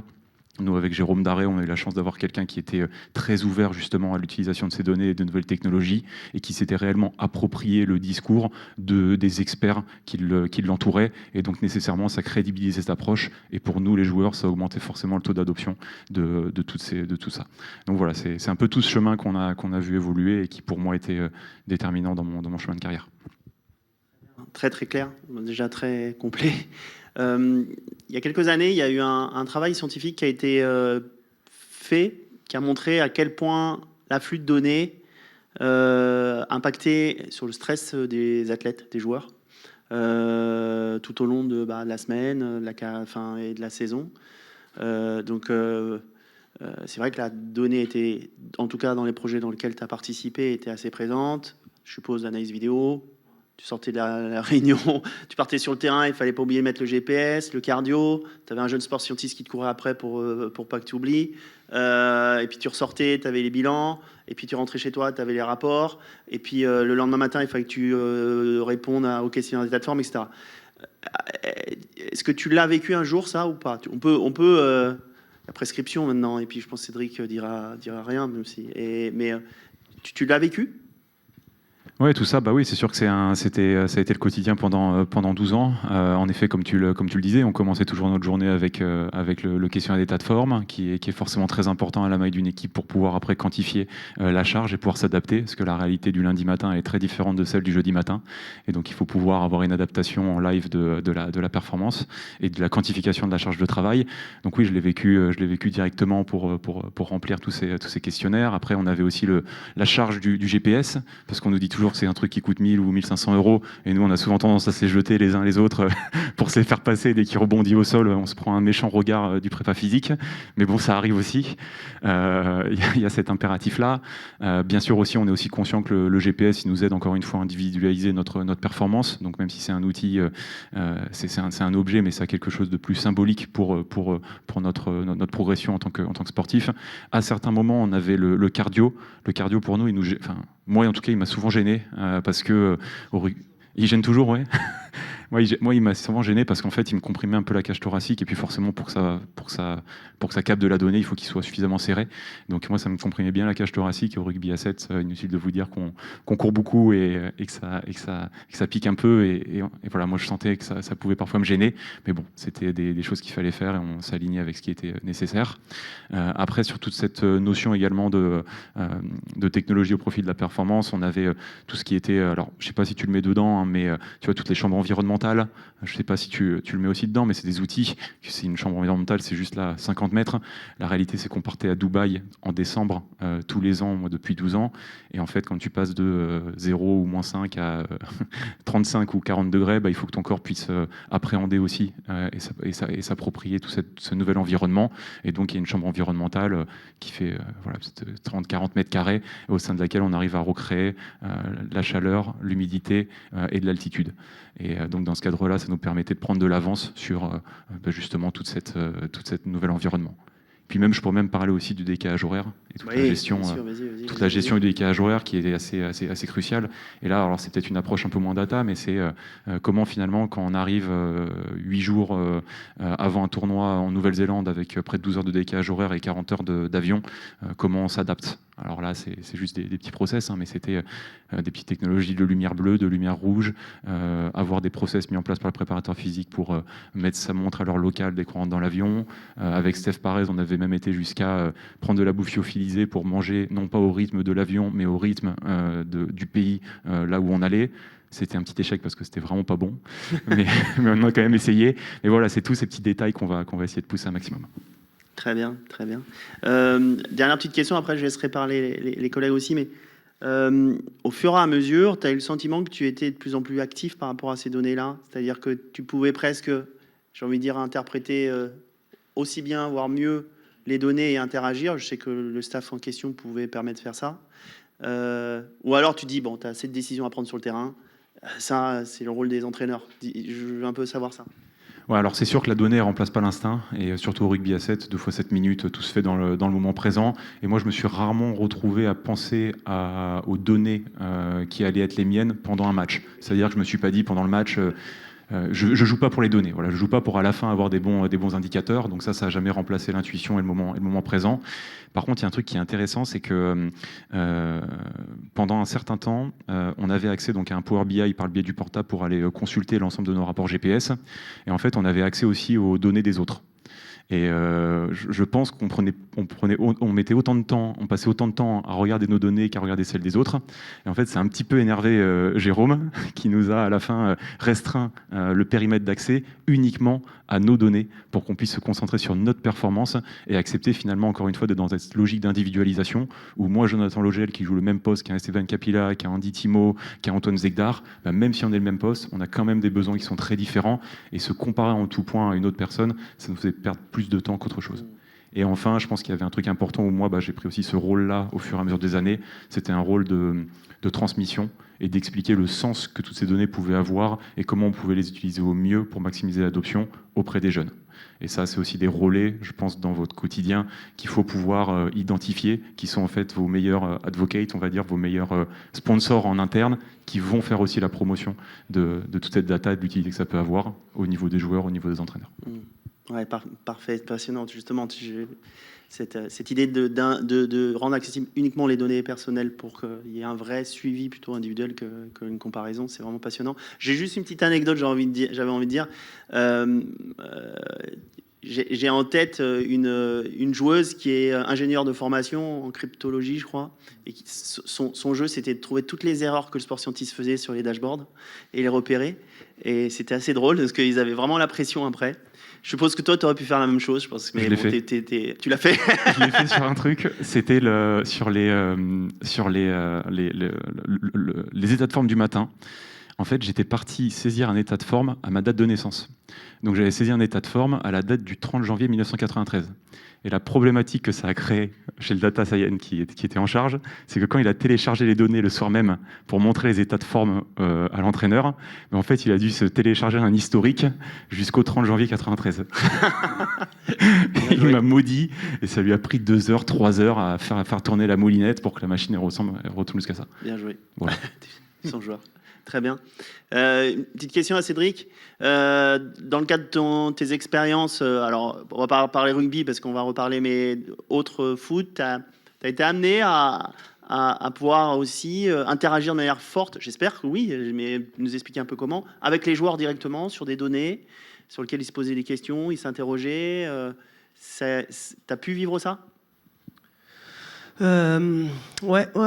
Après, ça... En fait, ça revient un peu à ce que disait Joe, c'est que ça va dépendre de la sensibilité du joueur à la donnée. Donc en fait, en tant que sport scientist, il faut vraiment choisir ses batailles. Donc moi, une des choses que j'ai toujours fait, même avec le rugby à 7, quand j'étais là 1 an, et c'était vraiment d'identifier les profils avec qui en fait tu peux discuter de data, de sciences du sport, ces choses-là, et avec d'autres en fait. Tu discutes de tout autre chose, tu discutes de la pêche, des vacances. Aussi, parfois, tu te mets dans la position d'apprenant. Quand moi, j'y étais, on avait notamment 2, 3 joueurs qui étaient plus âgés, mais qui avaient énormément d'expérience. Donc, quand tu as 22, 23 ans, c'est important aussi plutôt d'écouter eux ce qu'ils ont à dire et d'apprendre d'eux. Donc après, sur l'interaction vraiment purement avec les données, souvent, ce qu'on remarque, c'est que c'est des profils généralement assez jeunes qui sont intéressés. Et là, vous allez vraiment avoir des échanges sur okay, pourquoi on collecte ça, tiens, ça dit quoi mes données de match, pourquoi on fait ce genre de choses. Donc souvent, oui, les interactions que j'ai eues, on va dire les interactions positives, ça a été avec des joueurs un peu plus jeunes. Après, il y a des interactions négatives aussi, où là, il y a les joueurs qui vont plus avoir le sentiment d'être épiés, juste observer à leur insu, et là en fait il y a tout un travail un peu de déconstruction à réaliser, puis j'aime pas le terme éducation parce que ça vous met un peu sur une situation d'inégalité, mais plutôt vraiment il y a un réel échange à avoir là, et puis essayer de réexpliquer bien tant que mal le bénéfice ou pas de l'approche. Et je pense qu'une chose qui est importante dans ces cas-là, c'est ce que je disais dans ma présentation, c'est qu'il faut accepter aussi qu'on fait des erreurs. Et les systèmes ne sont pas parfaits, mais il faut justement être très très honnête par rapport à ces erreurs-là. Parce qu'encore une fois, la data, la science, ces choses-là, c'est des processus en perpétuelle évolution. Donc ce qu'on faisait par exemple avec Jonathan en 2016-2017, là, maintenant, ça se trouve, on le ferait plus, quoi. Désolé. Hein. Mais, ils ont été sacrifiés. Merci. Non, mais voilà, quoi. En fait, je pense aussi, c'est justement ce processus d'éducation d'apprentissage avec les athlètes, c'est de dire, ben voilà, on est là aussi pour faire progresser l'industrie, pour faire progresser le sport. Donc, certes, c'est un effort, mais je pense que si c'est bien expliqué, on peut tous en tirer bénéfice. Je sais pas si... Ouais, très bien, parfait. Une question pour Rémi. On parle justement du retour potentiel des joueurs et de l'implication des joueurs dans ce processus un peu de suivi et d'analyse de performance. Dans le cadre du projet de développement, je sais que vous avez sollicité des jeunes joueurs et joueuses pour expérimenter. Tu peux m'en dire un peu plus, Rémi ? Ouais. Bon, on va reprendre un peu les métaphores comme tout à l'heure. Là, on quitte l'académie de Marcoussis. On va se dire, vous voulez construire votre maison, vous venez me voir, je suis le cabinet d'architecte.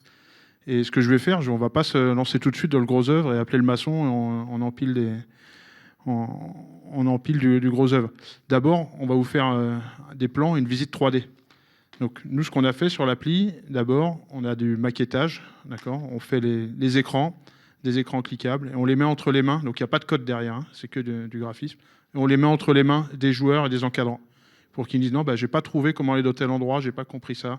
Nous, on les observe aussi, voir est-ce qu'il y a trop de clics, est-ce qu'il y a trop de... Et une fois qu'on a leur retour, on les prend en compte. Et une fois qu'on a la visite 3D un peu qui est validée avec le client, avec vous, et go, ça part chez les devs. Et donc ça, je pense que c'est un des facteurs de succès de la prise en main immédiate par les joueurs et sans avoir besoin de formation auprès d'eux, quoi. D'accord. Et tu as eu quelques surprises quand ils ont manipulé un peu, ou des choses auxquelles vous n'aviez pas pensé, Alors, ou des bonnes idées? Pour être honnête, chez les joueurs, c'est assez facile, on l'a dit, ils ont grandi avec. Chez les encadrants, on a eu quelques surprises. Non, une des difficultés auxquelles on ne s'y attendait pas, c'est que les encadrants ne connaissaient pas leur mot de passe, leur mot de passe pour faire leur licence. Parce qu'en fait, on a un système de SSO, donc il faut utiliser ces identifiants mots de passe de sa licence. Et souvent, à la FED ou dans les staffs de haut niveau, il y a des administratifs qui s'occupent de ça pour les encadrants. Donc, quand on a été à leur rencontre, on a passé un peu plus de temps à leur montrer comment faire mot de passe oublié que des réelles difficultés sur l'appli. L'autre, non, mais il y a des petits vécus comme ça. L'autre vécu, c'est on a des joueurs mineurs. Et des fois, c'est leurs parents qui s'en occupent de justement leur mot de passe aussi. Donc, on a dû en amont quand même préparer une petite communication pour les parents. Pensez à envoyer le mot de passe à votre enfant. Et c'est quand même un enjeu. Est-ce que c'est le parent qui installe l'appli? Est-ce que c'est le gamin? Donc, on est parti, c'est le gamin. C'est des grands gamins, certains, vous imaginez bien. Mais c'est quand même des vraies questions qui se sont posées. Donc, avec nos juristes, on y a réfléchi. Donc, c'est les jeunes qui l'installent directement, mais les parents sont informés de tout ce qui se passe. Parfait. Pour peut-être finir, Joe, on t'a pas choisi par hasard. Tu te doutes bien aussi, que aussi ton parcours professionnel, parallèlement à celui de joueur professionnel justement, a fait qu'on s'est recroisés même dans d'autres situations. Tu étais encore joueur, donc ça a posé quelques soucis d'ailleurs. Et en fait, tu nous as permis, par ton autre activité que tu vas présenter, de lancer des chantiers, des études et des travaux d'analyse de données, ce qui était assez sympa. On a évité de les faire sur toi, mais on les a fait sur d'autres sources de données. Et ça a été de belles expériences. Et tu peux en parler et surtout nous expliquer comment ton parcours de joueur t'a permis aussi d'évoluer sur le plan professionnel. Et puis de parler de la suite aussi, ça m'intéresse beaucoup. Pour essayer de faire une réponse assez courte, moi je viens d'un univers où le sport de haut niveau et le rugby n'a jamais vraiment été présent. Ma famille n'est pas de ce monde-là, et donc j'ai toujours été sensibilisé à faire autre chose que du rugby. Pour vous dire, ma grand-mère me demandait combien de buts je marquais. Donc c'est pour vous dire un petit peu l'acculturation a été très longue. Voilà, je viens d'un univers où le rugby n'était pas forcément présent, donc j'ai toujours été très sensibilisé à faire autre chose. Cette autre chose-là, c'était un master dans une école à l'EM Grenoble, et puis dans la foulée, j'ai toujours voulu garder un pied dans le monde professionnel. C'était pas forcément une nécessité financière, c'est plus parce que je considérais que c'était un levier de performance parce que faire du rugby H24, ça n'a jamais été mon quotidien et j'ai pas été éduqué comme ça.